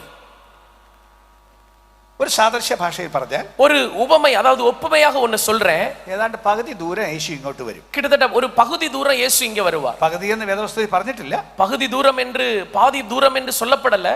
എന്നാൽ ആകാശത്തിൽ വരും. ஆனால் வானத்தில் அவர் வருவார். മനുഷ്യൻ ഇവിടുന്ന് ആകാശത്തിലേക്ക് പോയി மனுஷன் இங்கிருந்து வானத்துக்கு போய் கிறிஸ்துவை சந்திப்பார். അത് ഈ അവിടുത്തെ ആളുകൾ മാത്രമേ പോവുള്ളൂ. முதலாவது ஆமென், அப்படியானா அந்த இடத்தில் உள்ள மனிதர்கள் தான் சொல்லுவார்கள், ബാക്കി ആരും പോവില്ല. பாக்கி யாரும் போக மாட்டாங்க. എന്തിനാണ് ആ വരവ്? ഒന്നുകൂടെ പറയുന്നു. ஒரு முறை கூட சொல்லுகிறேன், எதற்காக அந்த வருகை? ദൈവരാജ്യമായി തീർന്ന മനുഷ്യരില്ലേ? தேவனுடைய ராஜ்யமாய் மாறின மனிதர்கள் இருக்கிறார்கள் அல்லவா? ജീവിക്കുന്ന മനുഷ്യരില്ലേ? தேவ விருப்பத்தின்படி வாழுகிற மனிதர்கள் இருக்கிறார்கள் அல்லவா? അവരാണ് ദൈവരാജ്യം. அவர்கள் தான் தேவனுடைய ராஜ்யம். പുസ്തകപ്രകാരം ജീവിക്കുന്ന മനുഷ്യർ, இந்த வேத புஸ்தகத்தின்படி வாழுகிற மனிதர்கள், അവരെ ഇവിടുത്തെ താമസം നിർത്തി அவர்கள் இந்த பூமியின் குடியிருப்பை நிறுத்திவிட்டு ദൈവത്തിന്റെ നാട്ടിൽ കൊണ്ടുപോയി താമസിപ്പിക്കുക. தேவனுடைய ராஜ்யத்தில் கொண்டு போய் அவர்களை ஆமென் குடியிருக்க பண்ணும்படி. ലോകമുണ്ട്. അത് വലിയൊരു ലോകമാണ്. அவருக்கு அப்படி ஒரு ராஜ்யம் இருக்கிறது, ஒரு பெரிய உலகம். അതിന് വലിയ വലിയ കൊട്ടാരം തയ്യാറാക്കി அங்க വരികയാണ്. பெரிய அரண்மனைகளை ஆண்டவர் ஆயத்தப்படுத்தி வருகிறார். അതൊരു വലിയ ഗോളമാണ്, വലിയൊരു ഗ്രഹമാണത്. அது ஒரு பெரிய கிரகமா இருக்கிறது. ഈ ഭൂമിയേക്കാൾ വളരെ വളരെ മടങ്ങ് വലിപ്പമുള്ള ഒരു ഗ്രഹമാണത്. இந்த பூமியை பார்க்கிலும் பயங்கரமான பெருசான ஒரு கிரகம் அது. അതിന്റെ വിശദവിവരം കിട്ടാൻ വെളിപ്പാട് പുസ്തകം 21-ാം അധ്യായം വായിച്ചു നോക്കണം. அதை குறித்து விளக்கங்கள் அறிய வேண்டுமேயானால் வெளிப்படுத்தின விசேஷம் 21-ஆம் அதிகாரத்தை வாசிக்க வேண்டும். പെട്ടെന്ന് വായിച്ചു നോക്കിയാൽ മനസ്സിലാവത്തില്ല. சடுதியில வாசித்தவங்களுக்கு ஒன்றும் புரியாது. വ്യാഖ്യാനിച്ചു തരാൻ ആള് വേണം. அதை வியாக்கியானப்படுத்தி கொடுக்க ஆட்கள் வேண்டும். ഏതായാലും ഒരു രാജ്യം വരുന്നു. ആമേൻ. பெரிய ராஜ்யம் வர போகிறது. ഒന്നുകൂടെ പറയുന്നു, ഭൂമിയേക്കാൾ വളരെ മടങ്ങ് വലിപ്പമുള്ള ഒരു രാജ്യം. இன்னும் ஒன்னு தெளிவா சொல்லணும்னா பூமியை பார்க்கிலும் பல மடங்கு பெரிதான ஒரு ராஜ்யம். വെളിപ്പാട് പുസ്തകം 21-ാം അധ്യായത്തിൽ അതിന്റെ പേര് പറയുന്നു. வெளிப்படுத்தின விசேஷம் 21-ஆம் அதிகாரத்தினுடைய பெயர் சொல்லப்பட்டிருக்கிறது. പുതിയ യെരുശലേം എന്ന വിശുദ്ധ നഗരം. புதிய எருசலேம் என்கிற பரிசுத்த நகரம். ഭൂമിയിലെ യെരുശലേം അല്ല. பூமியின் எருசலேம் அல்ல. പലസ്തീനിലെ യെരുശലേം അല്ല.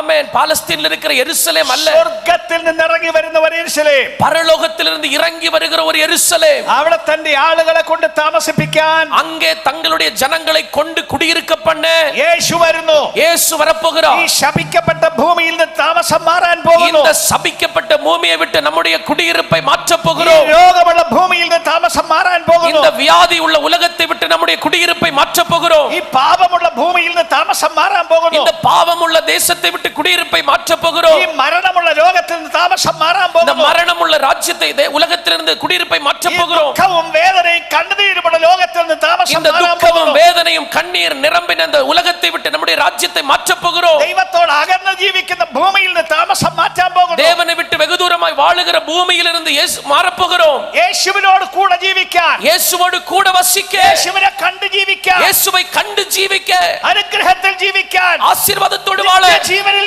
ജീവിക്കാൻ நித்திய காலமாய் வாழ ആ രാജ്യം കരയ്ക്ക് കൊണ്ടുവരുന്നു. அந்த ராஜ்யத்தை கீழே கொண்டு வருகிறார். ഒരു സെക്കൻഡ് കൊണ്ട് മനുഷ്യൻ രൂപാന്തരപ്പെടും. ஒரு நொடி பொழுதுல மனுஷன் ഒരു மறுரூபமாக்கப்படுவான். സെക്കൻഡ് കൊണ്ട് മനുഷ്യൻ ഉയർക്കും. ஒரு நொடியில மனிதன் உயிரோடு எழும்புவான். ആകാശത്തിൽ കർത്താവിനെ എതിരേൽപ്പാൻ வான மண்டலங்களில் இயேசுவை எதிர்கொண்டு போகும்படி സ്വർഗ്ഗത്തിലേക്ക് എടുക്കപ്പെടും. பரலோகத்துக்கு எடுக்கப்படுவார்கள். അതിനായിട്ട് യേശു വരുന്നു. அதற்காக இயேசு வருகிறார். ഇവിടുത്തെ പാർപ്പ് മാറാൻ പോകുന്നു. இங்கே உள்ள குடியிருப்பு மாறப் போகிறது. ഇവിടുത്തെ വേദന മാറാൻ പോകുന്നു. இங்குள்ள வேதனை மாறப் போகிறது. ഇവിടുത്തെ തകർച്ച മാറാൻ പോകുന്നു. அவனுடைய துடைவுகள் மாறப் போகிறது. ദൈവത്തിന്റെ രാജ്യം വരുന്നു. தேவனுடைய ராஜ்யம் வருகிறது. ദൈവത്തിന്റെ ഭവനം വരുന്നു. தேவனுடைய வீடு வருகிறது. അവിടെ പോയി താമസിക്കാനാണ് സുവിശേഷം നമ്മെ വിളിച്ചത്. ஆமென். அங்க போய் வசிக்கும்படிதான் சுவிசேஷம் நம்மை அழைக்கிறது. ഇത് കേവലം ഒരു മതമല്ല. இது சாதாரணமாய் ஒரு மதம் அல்ல. ഇത് കുറെ സ്വപ്നങ്ങളല്ല. இது கனவுகள் அல்ல. യാഥാർത്ഥ്യമായി സംഭവിക്കാൻ இது പോകുന്നു. உண்மையில் சம்பவிக்க போகிறவைகள். അക്ഷരാർത്ഥത്തിൽ ഒരു ദിവസം അത് ഇറങ്ങി വരും. எழுத்தின்படி உண்மையில் அது இறங்கி வரப்போகிறது. ആകാശമേഘത്തിൽ യേശു വെളിപ്പെടും. இந்த வான மேகங்களில் இயேசு வெளிப்படுவார். തീയതി പറഞ്ഞിട്ടില്ല എന്ന് മാത്രം. தேதிதான் அதற்கு குறிப்பிடப்படவில்லை. ഏത് സമയത്തും വരാം. எந்த நேரத்திலும் வரலாம். അവിടുന്ന് തയ്യാറാണ്. ஆதலால் ஆயத்தப்படு. അവിടെ പോയി ജീവിക്കാൻ മനുഷ്യരെ വിളിക്കുന്നു. அங்கே போய் வாழும்படி மனுஷனை அழைக்கிறார். എല്ലാ മനുഷ്യരെയും വിളിക്കുന്നു. எல்லா மனிதர்களையும் എല്ലാ அழைக்கிறார். ജാതിക്കാരെയും വിളിക്കുന്നു. எல்லா கோத்திர ஜாதிக்காரையும் கூப்பிடுறார். അതിനാണ് സുവിശേഷം സകലരോട് പ്രസംഗിക്കുന്നത്. அதுக்காக தான் சுவிசேஷம் சகல மனிதர்களோடும் ഒരു பிரசங்கிக்கப்படுகிறது. ജാതിയുടേത് മാത്രമല്ലല്ലോ. இது ஒரு ஜாதியுடையது அல்லவா? ഇത് அல்லவா? ക്രിസ്ത്യാനിക്ക് இது മാത്രമുള്ളതല്ലല്ലോ. கிறிஸ்தவருக்கு மாத்திரம் உள்ளது அல்ல அல்லவா? ഇത് ഹിന്ദുവിനുള്ളതല്ലേ? இது ஒரு ஹிந்துவுக்கு உள்ளதும் அல்ல அல்ல. ഇത് മുസൽമാനുള്ളതല്ലേ? இது முஸ்லிம்காருக்கு முடியாது. സിഖുകാരനുള്ളതല്ലേ? இது சீக்கியர்களுக்கு ഇത് முடியாது. മുസൽമാനക്കാരനുള്ളതല്ലേ? இது எந்த உலகத்தாருக்கு முடியாது. മതമില്ലാത്തവനുള്ളതല്ലേ? மதம் இல்லை என்று சொல்லுகிறவனுக்கு முடியாது. അതിൽ പിറന്ന സകല മനുഷ്യർക്കും ஆமென். எழுத்தின்படி சொல்லுகிற எல்லா மனிதர்களுக்கும் ദൈവം വിളിച്ചു പറയുന്നു, ஆண்டவர் கூப்பிட்டு சொல்லுகிறார், മനുഷ്യരെ രക്ഷപ്പെടുവീൻ. மனிதர்களே தப்புவிக்கப்படுங்கள். പാപത്തിൽ രക്ഷപ്പെടുവീൻ. பாவத்திலிருந்து ரட்சிக்கப்படு. പാപത്തിന്റെ ശിക്ഷയിൽ നിന്ന് രക്ഷിക്കപ്പെടുവീൻ. பாவத்தின் தண்டனையிலிருந்து ரட்சிக்கப்படு. ന്യായവിധിയിൽ രക്ഷിക്കപ്പെടുവീൻ. நியாயவிதியிலிருந்து தப்பித்துக்கொள். ഞാനൊരു നല്ല നാടുണ്ടാക്കുന്നു. நான் உனக்கு ஒரு நல்ல தேசத்தை உருவாக்குகிறேன். എല്ലാ തകർച്ചയ്ക്കും അന്തം വരുത്താൻ പോകുന്നു. எல்லா தகர்வுகளுக்கும் முடிவு வர பண்ணுகிறேன். അതിനായി ഞാൻ മടങ്ങി വരുന്നു. அதற்காக நான் திரும்ப வரப்போகிறேன். നാട്ടുകാരെ ഒരുങ്ങിക്കൊള്ളുവീൻ. ஆமென். தேசத்தாரே ஆயத்தப்படுங்கள். സകല പ്രായക്കാരുമേ ഒരുങ്ങിക്കൊള്ളുവീൻ. சகல வயதுடையவர்களை ஆயத்தப்படுங்கள். ആമേൻ. ஆமென். അതുകൊണ്ട് തന്നെ எனவே தான் സുവിശേഷത്തിന് എതിർപ്പുണ്ടെങ്കിലും ഇത് വിളിച്ചു പറയുന്നു. சுவிசேஷத்திற்கு எதிர்ப்பு இருந்தாலும் இதை கூப்பிட்டு சொல்லுகிறோம். പീഡയുണ്ട് ഉണ്ടെങ്കിലും ഇത് വിളിച്ചു പറയുന്നു. உபத்திரவம் துன்பம் இருந்தாலும் இதை கூப்பிட்டு சொல்லுகிறோம். ജയിലിൽ പിടിച്ചിട്ടാലും ഇത് വിളിച്ചു പറയുന്നു. சிறையில் அடைத்தாலும் கூப்பிட்டு சொல்லுகிறோம். കാരണം രക്ഷിക്കപ്പെടാൻ, காரணம் ரட்சிக்கப்படுவது ആകാശത്തിന്റെ കീഴിൽ, வானத்துக்கு கீழே, മനുഷ്യരുടെ ഇടയിൽ, மனிதர்களுக்குள்ளே നൽകപ്പെട്ട ഒറ്റ നാമം, கொடுக்கப்பட்ட ஒரே நாமம், ഒരു വഴി, ஒரு வழி, യേശു എന്ന വഴി, இயேசு என்கிற வழி, യേശു എന്ന നാമം, இயேசு என்கிற நாமம். ഇത് സകലരും അറിയണം. இதை சகலரும் அறியணும். കാരണം ഇതല്ലാതെ വേറെ വഴിയില്ല. காரணம் இது இல்லாமல் வேறு வழி இல்லை. ആമേൻ. ஆமென். അതല്ലേ നിങ്ങൾ നോക്കി കാത്തിരിക്കുന്നത്? அதையல்லவா நீங்கள் எதிர்பார்த்து காத்திருக்கிறீர்கள்? അവിടെ കൊണ്ടുപോകാൻ യേശു വരുന്നു. அங்கே கொண்டு போக இயேசு வரப்போகிறார். ആരെ കൊണ്ടുപോകും? யாரை கொண்டு போவார்கள்? ക്രിസ്തുവിൽ ജീവിക്കുന്നവർ, கிறிஸ்துவில் வாழுகிறவர்களை. ഒന്നുകൂടെ പറയുന്നു, ஒரு முறை கூட சொல்றேன், പുതു സൃഷ്ടിയായി തീർന്നവർ, புது சிருஷ்டியாய் மாறினவர்கள், ദൈവ ഭരണത്തിന് തങ്ങളെ തന്നെ ഏൽപ്പിച്ചു കൊടുത്തു, தேவனுடைய ஆளுகைக்கு தங்களை தாங்களே விட்டு கொடுத்தவர்கள். ആ ഭരണത്തെ ഒന്നുകൂടെ ഞാൻ എടുത്തു പറയുന്നു. அந்த வார்த்தை ஒரு முறை கூட சொல்றேன். അത് ജീവിതത്തിന്റെ എല്ലാ മണ്ഡലത്തെയും ബാധിക്കുന്ന, அது வாழ்க்கையின் எல்லா பகுதிகளையும் பாதிக்கிற ஒரு காரியம். സാധാരണ പൊതുലോകത്തിന്റെ സർക്കാരിനെ പോലല്ല. காரணம் இது பொது உலகத்தின் அரசாங்கத்தை போல அல்ல. പൊതു ഉലകത്തിലെ സർക്കാർ, பொது உலகத்தின் அரசாங்கம் നമുക്ക് ഭരണം നടത്തുന്നു, நமக்கு ஆளுகை செய்கிறார்கள், പൊതുവായ നിയമങ്ങൾ നടത്തുന്നു. பொதுவான சட்டங்களை கொடுக்கிறார்கள். എന്താണ് സർക്കാരിന് പറയാനുള്ളത്? அவர் அரசாங்கத்துக்கு என்ன சொல்ல உண்டு? മര്യാദയ്ക്ക് ജീവിക്കണം, ஒழுங்கா வாழணும், ബാക്കിയുള്ളവർക്ക് ശല്യം ഉണ്ടാക്കരുത്, மற்றவர்களுக்கு பிரச்சனையா இருக்க கூடாது, സർക്കാരിന് കൊടുക്കാനുള്ളത് കൊടുക്കണം, அரசாங்கத்துக்கு கொடுக்க வேண்டியது கொடுக்கணும், അങ്ങനെ നാട്ടിൽ മര്യാദയ്ക്ക് ജീവിച്ചോണം. அப்படி நாட்டுல ஒழுங்கா வாழணும். അത്രേ സർക്കാർ പറയുന്നുള്ളൂ. அவ்வளவுதான் நம்முடைய அரசாங்கம் சொல்லுகிறது. അല്ല നിങ്ങൾ എന്ത് ഭാഷ സംസാരിക്കണമെന്ന് സർക്കാർ പറഞ്ഞു. நீங்க என்ன மொழி பேசணும்னு ராஜ்யம் சொல்லுதா?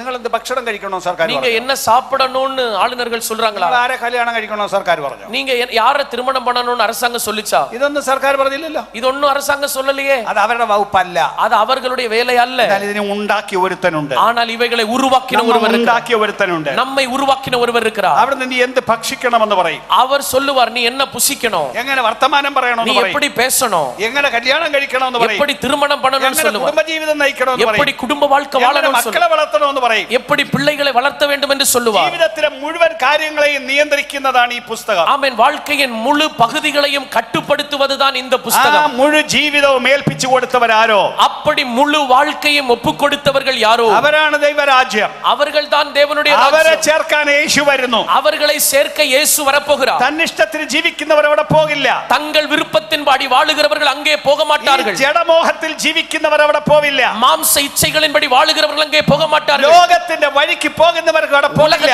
உலகத்தின் வழிகளில் போகிறவர்கள் அங்கே பிரவேசிக்க ഇവർ ഒരു மாட்டார்கள். വിശുദ്ധ കൂട്ടരാണ്.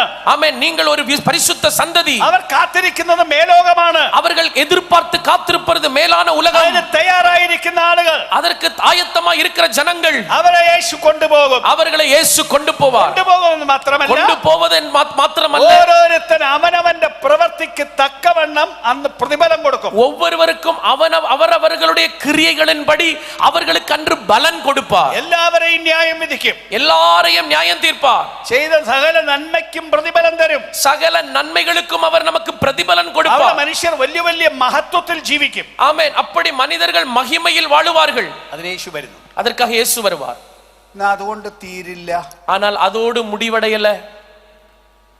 അതുകൊണ്ട് തീരുമായിരുന്നെങ്കിൽ அதோடு முடிஞ்சிருக்கும்னா യേശുവിന്റെ കൂടെ പോകുന്നവർ പോട്ടെ, இயேசுவோட போறவங்க போட்டும். അല്ലാത്തവർക്ക് ഇത് ബാധകമല്ല. அல்லாதவர்களுக்கு இது ஒரு பிரச்சனை இல்லையே. ഞങ്ങൾക്ക് പോകണ്ട, நமக்கு எங்களுக்கு போகண்டாம் എന്ന് പറഞ്ഞാൽ മതിയായിരുന്നു. இங்க அப்படி இருந்தா போதும். പക്ഷെ അതല്ല സത്യം. ஆனால் അതല്ല உண்மை. പിന്നെന്താണ് സംഭവിക്കാൻ പോകുന്നത്? அதுக்கு அடுத்து என்ன சம்பவிக்க போகிறது? വെളിപ്പാട് പുസ്തകം 11-ാം അധ്യായം, வெளிப்படுத்தின விசேஷம் 11ஆம் அதிகாரம், അതിന്റെ 15-ാം വാക്യം. அதனுடைய 15ஆம் வசனம். എന്താണ് ആ വാക്യം എന്നറിയോ? அந்த வசனம் என்ன சொல்லுகிறது தெரியுமா? ലോകരാജ്യത്വം, உலக ராஜ்யங்கள் നമ്മുടെ കർത്താവിനും അവന്റെ ക്രിസ്തുവിനുമായി തീർന്നിരിക്കുന്നു. நம்முடைய கர்த்தருக்கும் அவருடைய கிறிஸ்துவுக்கும் உரிய ராஜ்யங்களாயின. അവൻ എന്നേക്കും വാഴും. அவர் சதா காலங்களிலும் ராஜ்யபாரம் பண்ணுவார். കേൾക്കണേ, ഒന്നുകൂടെ കേൾക്കണേ. ஒரு முறை கூட கவனிங்கள். ലോകരാജ്യത്വം, உலக ராஜ்யங்கள் നമ്മുടെ കർത്താവിനും അവന്റെ ക്രിസ്തുവിനുമായി நம்முடைய തീർന്നിരിക്കുന്നു. கர்த்தருக்கும் அவருடைய கிறிஸ்துவுக்கும் உரிய അവൻ ராஜ்யங்களுமாயின. എന്നേക്കും വാഴും. அவர் சதா காலங்களிலும் ராஜ்யபாரம் பண்ணுவார். ഒരു വിളംബരം കേൾക്കുകയാണ്. ஆமென். இப்படி இந்த சத்தத்தை கேளுங்க. മേലോകത്തിൽ மேலான உலகத்திலிருந்து ஒரு சத்தம் கேட்கிறது. വിളിച്ചു പറഞ്ഞ ശബ്ദമാണിത്. அங்கிருந்து கூப்பிட்டு சொல்லுகிற ஒரு சத்தம். ലോകരാജ്യത്വം നമ്മുടെ കർത്താവിനും അവന്റെ ക്രിസ്തുവിനുമായി തീർന്നു. உலக ராஜ்யங்கள் நம்முடைய கர்த்தருக்கும் அவருடைய கிறிஸ்துவுக்கும் உரிய ராஜ்யங்களுமாயின. വെളിപ്പാട് പുസ്തകം 19-ാം അധ്യായം வெளிப்படுத்தின விசேஷம் 19ஆம் அதிகாரம் അതിന്റെ 6-ാം വാക്യം. அதனுடைய 6வது வசனம். സന്തോഷിച്ച് ഉല്ലസിച്ച് അവന് മഹത്വം കൊടുക്കുക. ஆமென். ஆதலால் அவர்கள் சந்தோஷத்தோடு களி கூறுங்கள். വലിയ ശബ്ദം കേൾക്കുകയാണ്. பரலோகத்திலிருந்து ஒரு பெரிய சத்தம் கேட்டது. നമ്മുടെ ദൈവമായ കർത്താവ് രാജ്യത്വം ഏറ്റിരിക്കുന്നു. நம்முடைய தேவனாகிய கர்த்தர் ராஜ்யபாரம் பண்ணுகிறார். സ്വർഗ്ഗത്തിൽ അവസാനം വിളംബരം ചെയ്യാൻ പോവാണ്. ஆமென். பரலோகம் கடைசியாய் ஒரு சத்தத்தை புறப்படுவிக்க போகிறது. കർത്താവ് രാജ്യത്വം ഏറ്റിരിക്കുന്നു. உலகத்தின் தேவனாகிய கர்த்தர் ராஜ்யபாரம் பண்ணுகிறார். വലിയ ഒരു വിളംബരം സ്വർഗ്ഗത്തിൽ. பெரிய ஒரு விளம்பரம் பரலோகத்தில். അത് കഴിഞ്ഞു നോക്കിയപ്പോൾ அதை முடிந்து பார்த்த பொழுது 11-ാം വാക്യം മുതൽ താഴോട്ട് വായിച്ചാൽ 11வது வசனம் முதல் கீழே வாசிக்கும் பொழுது മനുഷ്യർ നോക്കം ഭയങ്കര ശബ്ദ കോലാഹലങ്ങൾ. ஆமென். மனிதர்கள் பார்க்கும் பொழுது மிகுந்த ஆரவார சத்தம், ഭയങ്കര ഇടിമുഴക്കം പോലത്തെ ശബ്ദം. பயங்கர இடி முழக்கங்களை போன்ற சத்தம். കണ്ടിട്ടുള്ള ഇടിയൊന്നുമല്ല, நம்ம இதுவரைக்கும் பார்த்தது போல அல்ல, കണ്ടിട്ടില്ലാത്ത ഒരു ഇടി, இதுவரைக்கும் பார்த்திராத ஒரு இடி, അഖിലാണ്ടത്തെ നടക്കുന്ന ഇടി. ஆமென். உலகத்தையே நடுங்க பண்ணுகிற ஒரு சத்தம். ഇടിമുഴക്കം വിളിച്ചു പറയുകയാണ്, அந்த இடி முழக்கம் கூப்பிட்டு சொல்லுகிறது, ദൈവമായ കർത്താവ് രാജ്യത്തെ വെച്ചിരിക്കുന്നു. ஆமென். நம்முடைய தேவனாகிய கர்த்தர் ராஜரிகம் பண்ணுகிறார். ഇടിമുഴക്കം കേട്ട് മനുഷ്യർ നോക്കുമ്പോൾ இந்த இடிமுழக்க சத்தத்தை கேட்டு ஜனங்கள் பார்க்கும் பொழுது മേലോകത്തിൽ നിന്ന് ഒരുത്തൻ ഇറങ്ങി വരുന്നു. பரலோகத்திலிருந்து ஒருவர் இறங்கி வருகிறார். വെള്ള കുതിരപ്പുറത്ത് വരുന്നു. வெண் குதிரையின் மேல் வருகிறார். വെള്ള കുതിര ജയിക്കുന്നതിന്റെ അടയാളമാണ്. வெள்ளை குதிரை அது ஜெயிப்பதற்கு அடையாளம். ഒരു കാലത്ത് യുദ്ധത്തിന് അങ്ങനെയുള്ള വെള്ള കുതിരപ്പുറത്ത് വരുന്ന ജയിച്ച സേനയാണ്. ஆமென். ஒரு யுத்தத்தில ஆமென் ஜெயிச்ச ஒரு சேனை പണ്ട് അങ്ങനെയായിരുന്നു. அது முன்னாடி ആ அப்படித்தான். ചിത്രമാണ് ഇവിടെ. அந்த காட்சி தான் இங்கே. ആ കുതിരപ്പുറത്തിരിക്കുന്നവൻ താഴോട്ട് വരുന്നു. அந்த வெள்ளை குதிரையில் இருக்கிறவர் கீழே வருகிறார். അവിടുത്തെ കൂടെ ഒരു വലിയ സേന വരുന്നു. அவரோடு கூட ஒரு பெரிய சேனை வருகிறது. അവരെല്ലാം വെള്ള കുതിരപ്പുറത്ത് കയറി വരുന്നു. அவர்கள் எல்லாரும் அந்த வெண் குதிரையின் மேல வருகிறார்கள். ആള് താഴോട്ട് ഇറങ്ങി വരുമ്പോൾ அவர்கள் அப்படி கீழே இறங்கி வரும் பொழுது സൂക്ഷിച്ചു നോക്കിയപ്പോൾ கவனித்து பார்த்த பொழுது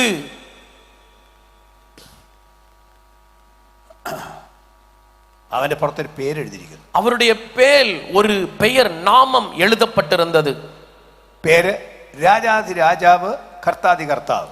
அதில் எழுதப்பட்டிருந்தது ராஜாதி ராஜா கர்த்தாதி கர்த்தர். സക്കറിയ പ്രവചനത്തിന് ഒരു വാക്യം കൂടെ അവിടെ ചേർത്ത് പറഞ്ഞാൽ, சகரியாவின் தீர்க்கதரிசன புத்தகத்தின் ஒரு வார்த்தை கூட இங்கு சொன்னால் 12-ാം അധ്യായത്തിന്റെ 10 മുതലുള്ള വാക്യങ്ങൾ, 12ஆம் அதிகாரத்தினுடைய 10 முதலுள்ள வசனங்கள். യേശു ഞാൻ നേരത്തെ പറഞ്ഞ പോലെ நேரமே சொன்னது போல இயேசு സ്വർഗത്തിലേക്ക് പോയതുപോലെ തിരിച്ചു വരും. பரலோகத்துக்கு போனது போல் அவர் திரும்ப வருவார். പോയത് മേഘത്തിൽ പോയില്ലേ? அவர் போனது மேகத்தில் எடுத்துக்கொள்ளப்பட்டார் இல்லையா? മേഘാരൂഢനായി വരുന്നു. அவர் மேகங்களுடனே வருவார் என்று வாசித்தோம் அல்லவா? അങ്ങനെ വരും. அப்படி அவர் வருவார். എവിടുന്ന് പോയോ അവിടേക്ക് വരും. எங்கிருந்து போனாரோ அங்கிருந்து அவர் வருவார். அங்கே அவர் வருவார். യെരൂശലേമിന് സമീപത്തുള്ള ഒരു മലയുടെ മണ്ടയ്ക്കൊന്നാണ് പോയത്. യെരൂശലേമിற்கு சமீபத்தில் உள்ள ஒரு மலையின் மேல் அவர் ஏறி போனார். ഒലിവ് മല എന്ന് പറഞ്ഞൊരു മലയുണ്ട്. ஒலிவ மலை என்கிற ஒரு மலை இருக்கிறது. അവിടുന്നാണ് യേശു സ്വർഗ്ഗത്തിലേക്ക് പോയത്. அங்கிருந்து தான் இயேசு பரமேறினார். അവിടേക്ക് തന്നെ തിരിച്ചു വരും. அங்கே அந்த பகுதிக்கு தான் அவர் திரும்ப வருவார். സക്കറിയ പ്രവചനം 14-ാം അധ്യായം. ஆமென். அதனுடைய 14ஆம் அதிகாரம், சகரியாவின் 14ஆம் அதிகாரம். അവിടെയാണ് പറഞ്ഞിരിക്കുന്നത്. அங்கே தான் இது சொல்லப்பட்டிருக்கிறது. ഞാൻ മുമ്പ് പറഞ്ഞതുപോലെ, நான் ஏற்கனவே சொன்னது போல ഒരുത്തൻ ഇറങ്ങി വരുന്നു. அதோ ஒருவர் வருகிறார்.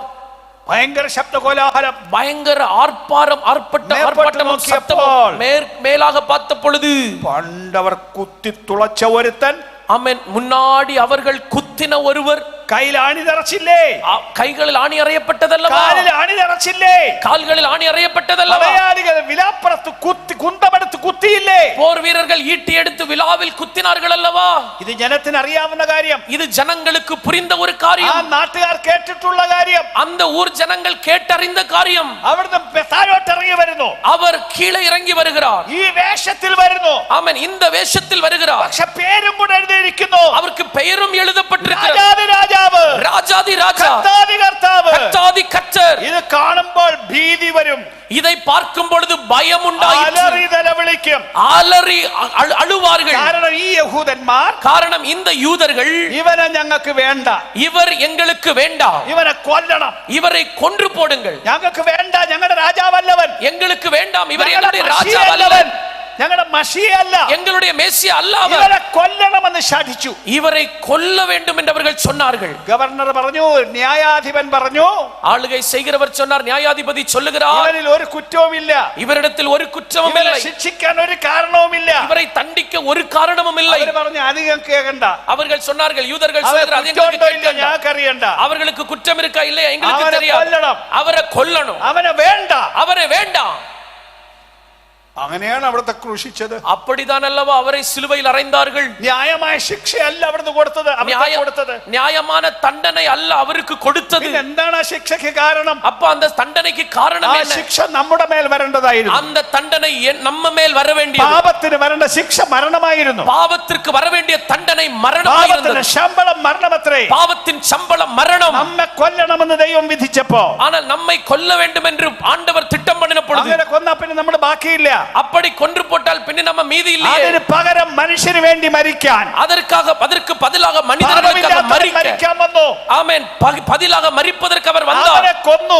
அவர்களை அவர் கொன்றார்கள். ആ നാട്ടുകാരാണ് അതിന് ഉത്തരവാദികൾ. அந்த ஊர் ஜனங்கள் தான் அதுக்கு உத்தரவாதிகள். മുഴു ലോകവും ഉത്തരവാദികളാണെങ്കിൽ ആ നാട്ടുകാരാണ് പ്രധാന ഉത്തരവാദികൾ. முழு உலகமும் அதுக்கு பிரதானமான காரியமா இருந்தாலும் அந்த ஊர் ஜனங்கள் தான் மிக முக்கியமாய் காரணம். അവരുടെ പൂർവ്വപിതാക്കന്മാരാണ് അതിന്റെ ഉത്തരവാദികൾ. அவர்களுடைய பூர்வ பிதாக்கள் தான் அதற்கு உத்தரவாதங்கள். അവർ നോക്കുമ്പോൾ അവൻ വരുന്നു, அவர் பார்க்கும் பொழுது இதோ அவர் வருகிறார். ആലറി നിലവിളിക്കും, அவர்கள் അழுது പുലമ്പുவார்கள். കുടുംബമായി നിലവിളിക്കും, குடும்பமாய் புலம்புவார்கள். സ്ത്രീകൾ വേറെ നിലവിളിക്കും, ஸ்திரீகள் அழுவார்கள். കുട്ടികൾ വേറെ നിലവിളിക്കും, பிள்ளைகள் அழுவார்கள். പുരുഷന്മാർ നിലവിളിക്കും, புருஷர்கள் அழுவார்கள். അയ്യോ ஐயோ ക്ഷമിക്കണമേ, ஆமென், மன்னிக்கணும், മன்னிക്കണമേ, തെറ്റുപറ്റിപ്പോയി, அவர் சம்பவித்தது. ആലറി നിലവിളിക്കുന്ന அலறி அழுகிற ஒரு சத்தம் ஒரு நேரம். അവിടെ മാത്രമല്ല ഇത് കാണാൻ പോകുന്നത്. அவர்கள் அங்கே மாத்திரமல்ல அவர்கள் பார்க்க போகிறது. ഈ നാടും അത് കാണും, இந்த உலகம் முழுவதும் பார்க்கும். ഈ കന്യാകുമാരി ജില്ല മുഴുവൻ അതിനെ കാണും, இந்த கன்னியாகுமரி மாவட்டம் முழுவதும் அதை ജില്ല பார்க்கும். മുഴുവൻ അതിനെ കാണും, இந்த இந்தியா முழுவதும் அதை பார்க்கும். സകല ദേശവും അതിനെ കാണും, சகல தேசமும் அதை காணும். അമേരിക്കക്കാരൻ അതിനെ കാണും, அமெரிக்கக்காரரை பார்ப்பார்கள். റഷ്യക്കാരൻ അതിനെ കാണും, ஆமென்.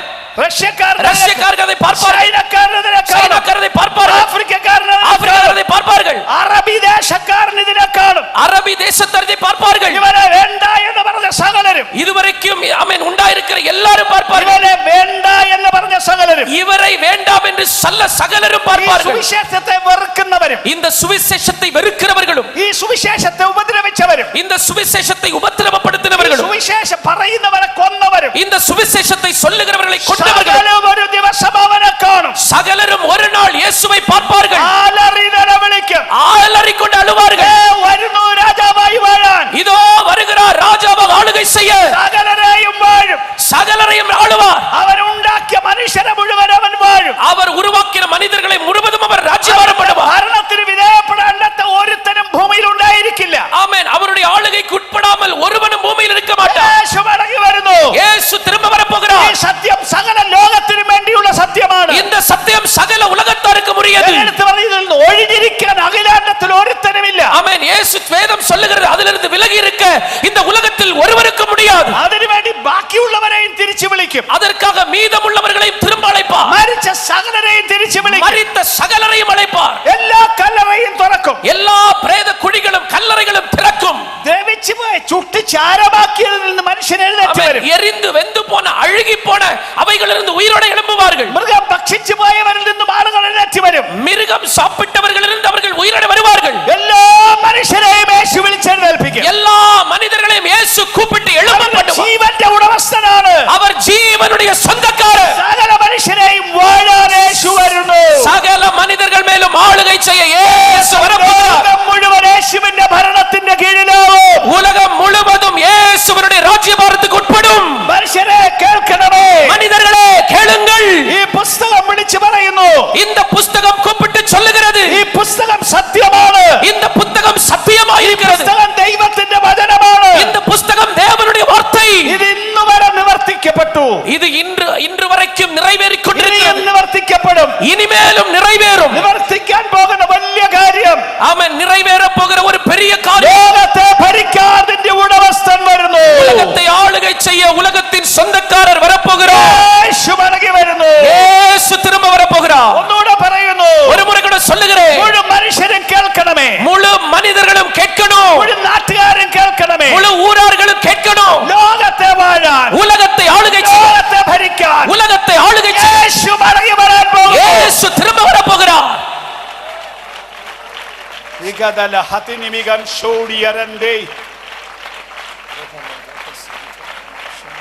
മരിക്കുന്നത് വരെ വേണ്ടെന്ന് പറയാം, மரிக்கிறது வரைக்கும் வேண்டான்னு சொல்லலாம், അതുവരെ ചേർത്ത് നിൽക്കാം, அது வரைக்கும் தடுத்து நிறுத்தலாம். പക്ഷെ ഒരു ദിവസം മരിച്ചവരിൽ നിന്ന് എഴുന്നേൽപ്പിക്കാൻ വരുവാൻ, ஆனால் மரித்தவர்களை உயிரோடு எழும்ப அவர் ஒரு நாள் வருவார். അന്നേരം ചേർത്ത് നിൽക്കാൻ പറ്റില്ല, அந்த நேரத்தில் தடுத்து நிறுத்த முடியாது. വരുന്നു രാജാതി രാജാവ്, வரப்போகிறார் ராஜாதி ராஜா, വരുന്നു കർത്താതി കർത്താവ്, வரப்போகிறார் கர்த்தாதி கர்த்தா, യേശു മടങ്ങി വരുന്നു, இயேசு திரும்ப வரப்போகிறார். മനുഷ്യ ഒരുങ്ങിക്കൊള്ളൂ, மனிதனே ஆமென் ஆயத்தப்படு. ഒന്നുകൂടെ പറയുന്നു, ஒரு முறை சொல்றேன், ഇതിൽ നിന്ന് ഒഴിഞ്ഞിരിക്കാൻ അഖിലാണ്ടത്തിൽ ഒരാൾക്ക് പറ്റില്ല, இதிலிருந்து விலகி இருக்க உலகத்தில் ஒரு மனிதனுக்கும் முடியாது. ജീവിച്ചിരിക്കുന്നവർക്കും പറ്റില്ല, உயிரோடு இருக்கிறவர்களுக்கு முடியாது, മരിച്ചു പോയവർക്കും പറ്റില്ല, மரித்து போனவர்களுக்கும் முடியாது. സകലരെയും മടക്കി വിളിച്ച് சகலரையும் திரும்ப அழைத்து തന്റെ ആധിപത്യത്തിൽ കൊണ്ടുവരാൻ പോകുന്നു. தன்னுடைய அதிகாரத்துக்குள்ளே கொண்டு வர போகிறார். ഇന്ന് വേണ്ടാന്ന് പറഞ്ഞവർക്ക് എന്ത് സംഭവിക്കും? அப்ப இன்றைக்கு வேண்டாம் என்று சொன்னவர்களுக்கு என்ன சம்பவிக்கும்? അവസാനം ഞാൻ പുസ്തകത്തിന്റെ ഭാഷയെ പറയാം, நான் வேத புத்தகத்தின் மொழியில் சொல்லுகிறேன். വേറൊരു സ്ഥലമുണ്ട്, அவர்களுக்கு வேறு ஒரு இடம் இருக்கிறது. രാജ്യത്ത് സ്വതന്ത്ര പൗരന്മാരില്ലേ? ஆமென். ராஜ்யத்தின் சுதந்திரவாளிகள் அல்லவா, സ്വതന്ത്ര മനുഷ്യരില്ലേ? சுதந்திரமான மனிதர்கள் இருக்கிறார்கள் அல்லவா, നിയമം ലംഘിക്കുന്ന കുറ്റവാളികളും ഇല്ലേ? ஆமென். ஆனால் சட்டங்களை ஏற்றுக்கொள்ளாத, அதாவது சட்டங்களை மீறி நடக்கிறவர்களும் இருக்கிறார்கள் அல்லவா.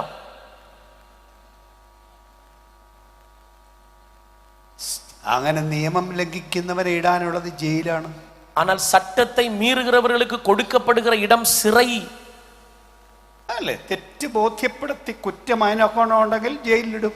ஆமென். ஒருவன் தவறு செய்திருக்கிறானே ஆனால் அவன் என்ன செய்வாங்க? சிறையில் அடைப்பார்கள். അങ്ങനെ തന്നെ വരാനുള്ള ലോകത്തിലും அப்படிதான் வரப்போகிற உலகத்திலும் എന്ത് ചെയ്യണമെന്ന് ദൈവം പറഞ്ഞു, என்ன செய்ய வேண்டும் என்று தேவன் சொல்லியிருக்கிறார். അത് കേട്ടവൻ, ദൈവം ഉണ്ടാക്കിയ മനുഷ്യൻ ദൈവത്തിന്റെ ഭരണത്തിന് വിധേയപ്പെട്ടു. அதை கேட்டவன், தேவன் உண்டாக்கின மனுஷன் தேவனுடைய ஆளுகைக்கு உட்பட்டான். വേറെ കുറെ പേര് പറയുന്നു, வேறு ஒரு சிலர்கள் சொல்லுகிறாங்க, നിന്നെ வேണ്ട, நீர் எனக்கு வேண்டாம். അന്ന് അവര് പറഞ്ഞ പോലെ ഇന്നും പറഞ്ഞു വേണ്ട. அன்றைக்கு அவர்கள் சொன்னது போல இன்றைக்கும் சொல்லுகிறார்கள், இவர் வேண்டாம். അനുസരിക്കാൻ തയ്യാറല്ല. ஆமென். இன்றைக்கு அதை இயேசுவை விசுவாசிக்க ஆயத்தம் இல்ல. ഞാൻ ഒന്നുകൂടെ പറയാം, நான் ஒரு முறை கூட சொல்றேன், ഇതൊരു മതഗ്രന്ഥമല്ല, இது ஒரு மத புத்தகம் அல்ல. മനുഷ്യർ അനുസരിക്കാനുള്ള ദൈവത്തിന്റെ നിയമമാണ്. மனுஷன் கீழ்ப்படிவதற்கான தேவனுடைய சட்டதிட்டங்கள். ഇത് ദൈവത്തിന്റെ വചനമാണ്. இது தேவனுடைய வசனம். ഇതിനെ ലംഘിച്ച് ജീവിക്കുന്നവന് இதை மீறி நடக்கிறவர்கள் ജയിൽ കൊടുക്കും, சிறையில் அடைப்பார். ദൈവത്തിന്റെ ജയിൽ, தேவன் உருவாக்கி வைத்திருக்கிற சிறை. ദൈവത്തിന്റെ ജയിലിന് പറയുന്ന പേര് തീ പൊയ്ക എന്നാണ്. ஆமென். தேவனுடைய சிறைக்கு பெயர் அக்கினி கடல், നരകം എന്നാണ് പറയുന്നത്. நரகம் என்று சொல்லப்படுகிறது. സത്യമാണതല്ല, உண்மை இதெல்லாம், ചുമ്മാ അല്ല. சும்மா சொல்லுகிறது அல்ல. തീ പൊയ്ക എന്നും പറഞ്ഞൊരു സംഗതി ഉണ്ടെന്ന് அக்கினி கடல் என்கிற ஒன்று இருக்கிறது. ഇന്നത്തെ ശാസ്ത്രം പറയുന്നത്, இன்றைக்கு விஞ்ஞானம் அதை சொல்லுகிறது. അതന്നെ. ஆமா, നരകമെന്ന് ശാസ്ത്രം പറയത്തില്ല, நரகம் என்று விஞ்ஞானம் சொல்லல. പക്ഷെ ഈ ഭൂമിയുടെ അടിയിൽ, ஆனால் இந்த பூமிக்கு அடியில ഭയങ്കര തീയാണെന്ന്, ஆமென், பயங்கரமான அக்கினி இருக்கிறது. തീയുടെ പൊയ്കയാണെന്ന്, ஆமென், நெருப்பு கடல், அக்கினி கடல் இருக்கிறது என்று சொல்லுகிறது. ശാസ്ത്രം പറയുന്നത്. அதுதான் விஞ்ஞானம் சொல்லுகிறது. അതായത് ഈ ഭൂമിയുടെ അടിയിൽ ഒരു ഭാഗം, அதாவது இந்த பூமியின் அடியில ஒரு பகுதி പാറ ഉരുകി കിടക്കുകയാണ്. ஆமென், பாறை, அதாவது கற்பாறைகள் உருகி போயிருக்கிறது. മുഴുവൻ ഉരുകിയ പാറയാ. உருகின பாறை. പാറ ഉരുകണമെങ്കിൽ ഇത് ചൂട് വേണമെന്നല്ല. பாறை உருகணும்னா எவ்வளவு சூடு வேணும்ல. അതിന് താഴെ ലോഹം ഉരുകിയ തടാകമാണെന്ന്. ஆமென். அதற்கு கீழே உலோகங்கள் உருகின ஆறு இருக்கிறது என்று. തടാകം, தடாகம். തിളച്ചു, ഭയങ്കര അങ്ങനെ തിളച്ചിളകുന്ന തടാകമാണ്. அது அப்படி கொதித்து கொண்டிருக்கிற ஆறா இருக்கிறதா ഈ ഭൂമിയുടെ അടി, இந்த பூமிக்கு அடியில. ഒന്നുകൂടെ പറയുന്നത്, ശാസ്ത്രം പറഞ്ഞതാണ്. நான் ஒரு முறை தெளிவா சொல்றேன், இது விஞ்ஞானம் சொல்லுகிற உண்மை.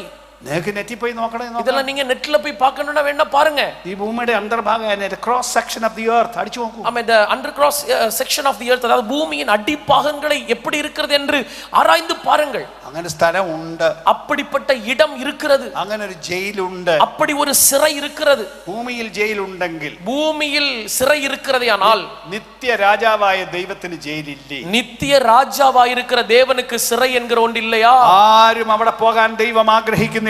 ஆனால் ஒரு மனிதனும் அங்கே போவதற்கு தேவன் விரும்பவில்லை. പിശാചിന് വേണ്ടി ഉണ്ടാക്കിയതാണത്. பிசாசிற்காக ஆயத்தம் பண்ணப்பட்ட இடம் அது. ദൈവത്തിന്റെ കൂടെ താമസിക്കാൻ വിളിച്ചിട്ട് വന്നില്ലെങ്കിൽ, ஆனால் தேவனோடு கூட வசிக்க அழைத்து வராமல் இல்லாமல் இருந்தால், എനിക്ക് വേണ്ടെന്ന് പറഞ്ഞാൽ, ஆமென், நீர் எனக்கு வேண்டாம் என்று சொன்னால் പിന്നെ ദൈവം എന്ത് ചെയ്യണം? அதுக்கப்புறம் அவர் என்ன செய்யணும்? പിന്നെ ജയിലിലല്ലേ ഇടാൻ പറ്റും? திரும்ப அவர் சிறையில் தானே போடணும். സ്വാഭാവികമല്ലേ? அது உண்மைதானே? സാമാന്യ ബുദ്ധിക്ക് നിരക്കുന്നതല്ലേ? சாதாரணமான புத்தியில் அதை யோசிக்க முடியும் தானே? സംഭവിക്കുന്നത് യേശുവിന്റെ വരവിങ്കലാണ്. அது சம்பவிக்க போகிறது இயேசுவினுடைய வருகையில். ഞാൻ ഒന്നുകൂടെ പറയുന്നു, நான் ஒரு முறை கூட ഈ சொல்றேன், പുസ്തകം മുഴുവൻ സത്യം. இந்த வேத புஸ்தகம் முழுவதும் உண்மை. ഇത് മുഴുവൻ സംഭവിക്കും. இது முழுவதும் சம்பவிக்கும். യേശു താമസിയാതെ മടങ്ങി വരും. இயேசு சீக்கிரமாய் திரும்ப வருவார். ഈ ആകാശമേഘത്തിൽ വരും. இந்த ஆகாய மண்டலத்தில் வருவார். തയ്യാറായിരിക്കുന്ന തന്റെ ആളുകളെ കൊണ്ടുപോകും. ஆயத்தமாய் இருக்கிற தமது ஜனத்தை அவர் கொண்டு போவார். അത് കഴിയുമ്പോൾ அதற்கு பின்பு നേരെ ഭൂമിയിലേക്ക് ഇറങ്ങി വരും. ஆமென், நேரடியாய் பூமியில் സകല வருவார். മനുഷ്യരും കാണുക ഇറങ്ങി വരും. சகல மனிதர்களும் காண அவர் ഈ வருவார். ഭൂമി യേശു വാഴും. இந்த பூமியை இயேசு ஆளுகை ലോക செய்வார். രാജ്യത്വം കർത്താവിന്റേതായി തീരും. உலக ஆளுகை தேவனுடையதாய் மாறும். അവിടുന്നാണ് ശരിയായ ഭരണാധികാരി. ஆமென், அவர்தான் உண்மையான ராஜ்யபாரம் பண்ணுகிறவர். നമ്മൾ തീരുമാനിക്കണം, நாம் தீர்மானம் பண்ணணும், ആര് നമ്മളെ ഭരിക്കണം, யார் நம்மை ஆளுகை செய்ய ഞാൻ வேண்டும். ആരുടെ രാജ്യമായിരിക്കണം, நான் யாருடைய ராஜ்யமாய் இருக்க வேண்டும். ഉണ്ടാക്കിയവൻ ഭരിക്കണോ, என்னை உருவாக்கினவர் ஆளணுமா, അതോ എന്റെ തന്നിഷ്ടത്തിന് പോകണമോ? அதோ என்னுடைய விருப்பத்துக்கு போக வேண்டுமா? യേശു ഉടമസ്ഥനാണെന്ന് ഒരിക്കൽ കൂടെ ഞാൻ വിളിച്ചു പറയും. இயேசு உடையவர் என்பதை ஒரு முறை கூட நான் சொல்லுகிறேன். യേശു മടങ്ങി വരാൻ പോകും. இயேசு திரும்ப வரப்போகிறார். അവിടുത്തെ രാജ്യത്തെ കൊണ്ടുപോകാൻ വരുന്നു. அவருடைய ராஜ்யத்தை கொண்டு போக கூட்டி சேர்க்க வரப்போகிறார். ഇന്ന് രാത്രി എന്ത് പറയാൻ പറ്റും? இன்றைக்கு இரவுல உங்களால் என்ன சொல்ல முடியும்? ശരിക്കും ദൈവത്തിന്റെ രാജ്യമാണോ? உண்மையிலே நீங்கள் தேவனுடைய ராஜ்யமா இருக்கிறீர்களா? തെളിച്ചു പറയുന്നു, தெளிவா சொல்றேன். ദൈവമാണോ ജീവിതത്തിന്റെ എല്ലാ ഭാഗത്തെയും ഭരിക്കുന്നത്? தேவன் தானா உங்கள் வாழ்க்கையின் எல்லா பகுதிகளையும் ஆளுகை செய்வது? മനസ്സിനെ ഭരിക്കുന്നത് ദൈവമാണ്. உங்கள் மனதை ஆளுகை செய்கிறவர் தேவனா? വിചാര വികാരങ്ങളെ ഭരിക്കുന്നത് ஆமென், ദൈവമാണോ? யோசனைகளையும் சிந்தனைகளையும் ஆளுகை செய்வது தேவனா? ആഗ്രഹങ്ങളെ ഭരിക്കുന്നത് ദൈവമാണോ? விருப்பங்களை ஆளுகை செய்கிறது தேவனா? ശരീരാവയവങ്ങളെ ഭരിക്കുന്നത് இந்த ദൈവമാണോ? சரீர அவயவங்களை ஆளுகை செய்கிறவர் தேவனா? അങ്ങനെ ദൈവം ഭരിക്കുന്നെങ്കിൽ, அப்படி தேவன் ஆளுகிறாரே ஆனால், യേശുവിന്റെ കാഹളം കേൾക്കുന്ന മാത്രം ஆண்டவருடைய எக்கால சத்தம் கேட்கிற நொடி பொழுதில், ഒറ്റ സെക്കൻഡ് ஒரு நொடி பொழுதில் ഇതിന് രൂപാന്തരം വരും. இந்த சரீரத்திற்கு மறுரூபம் உண்டாகும். കാത്തിരിക്കുന്ന നാട്ടിലേക്ക് പോകും. நாம் எதிர்பார்த்திருக்கிற ராஜ்யத்தில் நம்ம பிரவேசிப்போம். വരുന്നു യേശുവിന്റെ രാജ്യം. வரப்போகிறது இயேசுவின் ராஜ்யம், മഹത്വത്തിന്റെ രാജ്യം, மகிமையின் ராஜ்யம், സ്വർഗത്തിന്റെ രാജ്യം, பரலோகத்தின் ராஜ்யம். അങ്ങനെയുള്ള രാജ്യമാണോ ഇന്ന് രാത്രി നിങ്ങളെന്ന് ആലോചിക്കുമോ? அப்படிப்பட்ட ராஜ்யமா நீங்கள் என்று இன்றைக்கு ஒன்று யோசித்து பார்ப்பீர்களா? തന്നെത്താൻ ഒന്ന് വിലയിരുത്തുമോ? நம்மை தாமே ஒன்று நிதானித்து பார்ப்போமா? ഒന്ന് ഹൃദയത്തിൽ പരിശോധിക്കുമോ? உங்கள் இருதயத்தை ஒன்று பரிசோதித்து பாருங்கள். വാസ്തവത്തിൽ உண்மையில் എന്നെ ഭരിക്കുന്ന ദൈവമാണോ? என்னை ஆளுகை செய்கிறது தேவனா? എന്റെ ജീവിതം മൊത്തം ഏൽപ്പിച്ചു കൊടുത്തിട്ടുണ്ടോ? என்னுடைய ஜீவியத்தை முழுவதும் நான் அர்ப்பணித்திருக்கிறேனா? ഇല്ലെങ്കിൽ இல்லை என்றால் ഇന്ന് രാത്രിയെങ്കിലും തിരിച്ചറിയൂ. இன்றைக்கு இரவாகிலும் உணர்ந்து கொள்ளுங்கள். ഭരണം ദൈവത്തിന്റെ അവകാശമാണ്. ஆமென், ஆளுகை தேவனுடைய சுதந்திரம். ഭരണത്തിന് വിട്ടുകൊടുക്കേണ്ടതാണ്. ஆளுகைக்கு விட்டு கொடுக்க வேண்டும். இதுவரையாகிலும் തുടക്കമായിട്ട് യേശുവേ എന്നെ ഭരിക്കണമേ എന്ന് പറഞ്ഞിട്ടില്ലെങ്കിൽ, ஆமென், ஆரம்பமாய் கூட ஆண்டவரே என்னை ஆளுகை செய்யும் என்று நீங்கள் சொல்லாதிருந்திருப்பீர்களே ஆனால், ഇന്നെങ്കിലും പറയൂ. இன்றைக்காவது சொல்லுங்க. കാരണം ഒന്നുകൂടെ പറയാണ്, காரணம் ஒரு முறை கூட சொல்றேன், നിങ്ങൾ തന്നെ ഉണ്ടാക്കിയതല്ല. உங்களை நீங்கள் அல்ல உருவாக்கினது. നിങ്ങൾ താമസിക്കുന്ന ഭൂമി നിങ്ങളുടെയല്ല. நீங்கள் தங்குகிற வசிக்கிற இந்த பூமி உங்களுடையதல்ல. പ്രാണവായു നിങ്ങളുടേതല്ല. நீங்கள் சுவாசிக்கிற ஜீவ சுவாசம் உங்களுடையதல்ல. അനുഭവിക്കുന്ന സൂര്യപ്രകാശം നിങ്ങളുടേതല്ല. நீங்கள் பார்க்கிற சூரிய பிரகாசம் உங்களுடையதல்ல. നമ്മുടെ അപ്പനും അമ്മയും ഉണ്ടാക്കിയതല്ല. உங்களை தாய் தகப்பன் உருவாக்கினதல்ல. പൂർവ്വപിതാക്കന്മാർ ഉണ്ടാക്കിയതല്ല. பூர்வ பிதாக்கள் ഉണ്ടാക്കിனதல்ல. ഇത് മുഴുവൻ ദൈവത്തിന്റെ വകയാണ്. இதெல்லாம் தேவனுடையவைகளாய் இருக்கிறது. അനുഭവിക്കുന്ന മനുഷ്യ, ஆமென், இதை அனுபவிக்கிற மனுஷனே, പ്രാണവായു ശ്വസിക്കുന്നവനേ, அந்த ஜீவ சுவாசத்தை சுவாசிக்கிறவனே, ഉള്ളു തുറന്നു പറയുമോ? ஆமென், இருதயத்தை திறந்து ஒன்னு சொல்லுவீங்களா? ഇത് അങ്ങയുടേതാണ്. இது உம்முடையது ஆண்டவரே. അങ്ങയുടെ ഇഷ്ടത്തിന് ജീവിച്ചോളാം. உம்முடைய விருப்பத்துக்கு நான் வாழ்றேன். അല്ലാതെ പറഞ്ഞിട്ടുള്ളവരും, அப்படி சொல்லி இருக்கிறவர்களும், ഇതൊക്കെ ഒരു മതത്തിന്റെ ഒരു ഭാഗമാണ് എന്ന് ധരിച്ചിരിക്കുന്നവർ, ஒருவேளை இதெல்லாம் ஒரு மதத்தின் ஒரு பகுதி என்று யோசித்துக் கொண்டிருக்கிறவர்களும், നമുക്ക് നമ്മുടെ ഇഷ്ടമൊക്കെ ചെയ്യാമെന്ന് വിചാരിക്കുന്നവർ, எங்களுடைய இஷ்டம் எல்லாம் படி செய்யலாம் அப்படின்னு நினைக்கிறவர்களும், രാത്രി തിരിച്ചറിയൂ. இன்றைக்கு இரவிலே உணர்ந்து கொள்ளுங்கள். യേശു ദൈവരാജ്യം സ്ഥാപിക്കാൻ വന്നു. இயேசு தேவனுடைய ராஜ்யத்தை ஸ்தாபிக்கும்படி அவர் வந்தார். ദൈവരാജ്യം സ്ഥാപിക്കാൻ വന്നു. மனிதரில் தேவனுடைய ராஜ்யத்தை ஸ்தாபிக்க வந்தார். ദൈവരാജ്യമായിട്ട് ഏൽപ്പിച്ചു കൊടുക്കും. எத்தனை பேர் ஆமென் தேவனுடைய ராஜ்யமாக இன்றைக்கு ஒப்பு கொடுப்பீர்களா?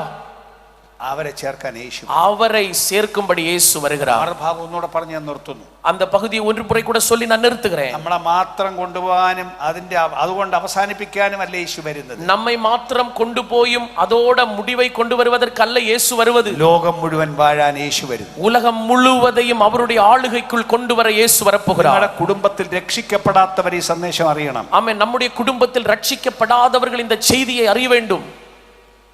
നിങ്ങളുടെ മക്കൾ ഈ സന്ദേശം അറിയണം. நம்முடைய பிள்ளைகள் இந்த செய்தியை அறிய வேண்டும். നിങ്ങളുടെ സ്വന്തക്കാർ ഈ സന്ദേശം അറിയണം. நம்முடைய சொந்தங்கள் உறவினர்கள் இந்த செய்தியை அறிய வேண்டும். നമ്മുടെ അയൽപക്കക്കാർ ഈ വാർത്ത അറിയണം. நம்முடைய அயல்வாசிகள் ஆமென் நம்முடைய பக்கத்து உற்றார்கள் இந்த செய்தியை அறியணும். രാജ്യത്തെ മുഴുവൻ മനുഷ്യരും ഈ വാർത്ത അറിയണം. இந்த தேசத்தின் முழு ஜனங்களும் இதை அறியணும். ലോകത്തിന്റെ പാപം ചുമക്കാൻ വന്നത് ഒരാളാണ്. உலகத்தின் பாவத்தை சுமந்து தீர்க்க வந்தவர் ஒரே ஒருவர், യേശു. இயேசு. ലോകത്തിന്റെ പാപം, உலகத்தின் பாவம், ഒരു ദേശത്തിന്റെ അല്ല, ஒரு தேசத்தின், ലോകത്തിന്റെ പാപം, உலகத்தின் பாவத்தை. ലോക രാജാവ് വരുന്നു. இதோ உலக ராஜா வரப்போகிறார். ഒരു മിനിറ്റ് ഒന്ന് എഴുന്നേറ്റ് നിൽക്കുമോ? ஒரு நிமிடம் ஒன்று எழும்பி நிற்பீர்களா?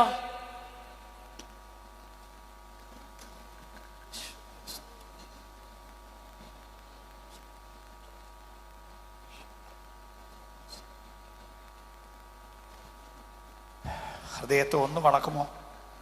இருதயத்தை ஒன்று திறப்பீங்களா?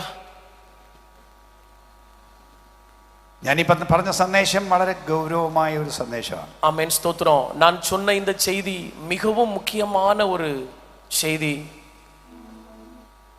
ഇതിലൊന്നിനും മാറ്റമില്ല. இந்த வார்த்தைகளுக்கு ஒரு வார்த்தைகளுக்கும் மாற்றம் இல்லை. ഇത് അങ്ങനെ തന്നെ സംഭവിക്കും. இது அப்படியே சம்பவிக்கும். യേശു വരുന്നു. இயேசு வருவார். നിന്റെ ദൈവത്തെ എതിരേൽപ്പാൻ ഒരുങ്ങിക്കൊള്ളുക. அந்த தேவனை எதிர்கொள்ளும்படி சந்திக்கும்படி ஆயத்தப்படுங்க. ഏത് സമയം എന്നറിയില്ല, எந்த நேரம் என்று தெரியாது. ഒരുങ്ങിയിരിക്കൂ. ஆயத்தப்படுங்கள். രാത്രിയാവാം, இரவு ஆகலாம், പകലാവാം, பகலாகலாம், ഇന്നാവാം, இன்றைக்கு ஆகலாம், അടുത്ത വർഷമാവാം, அடுத்த ஆண்டாகலாம், 10 വർഷം കഴിഞ്ഞാവാം. 10 வருஷம் தாண்டி ஆகலாம். പക്ഷേ യേശു വരും. ஆனால் இயேசு வருவார். യേശു വരും. இயேசு வருவார்.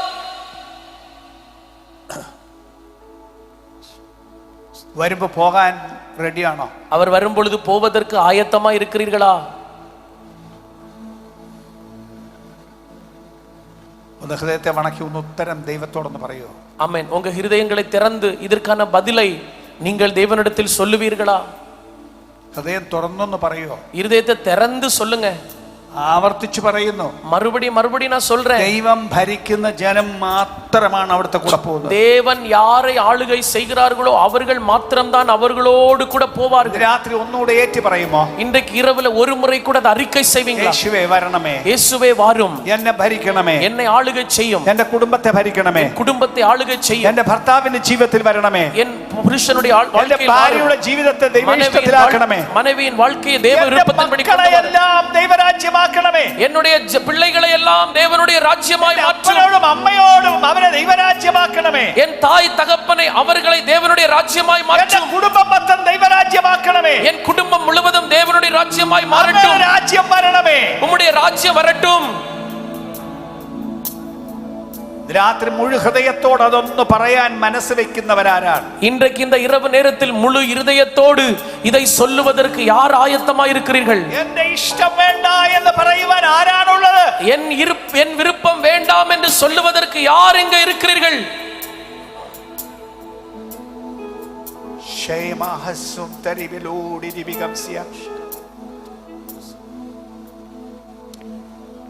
പൂർണ്ണ ഹൃദയത്തോട് ഒന്നുകൂടെ പറയുവാൻ മനസ്സുണ്ടെങ്കിൽ, முழு இருதயத்தோடு ஒரு முறை கூட சொல்லுவதற்கான மனம் உங்களுக்கு இருந்தால், ആ കരങ്ങളെ ഒന്ന് ഉയർത്തി ഇന്ന് രാത്രി ദൈവത്തോടൊന്ന് പറയും. அந்த கரங்களை ஒன்னு உயர்த்தி இன்றைக்கு இரவில் ஆண்டவர்கிட்ட ஒன்னு சொல்லுவீங்களா?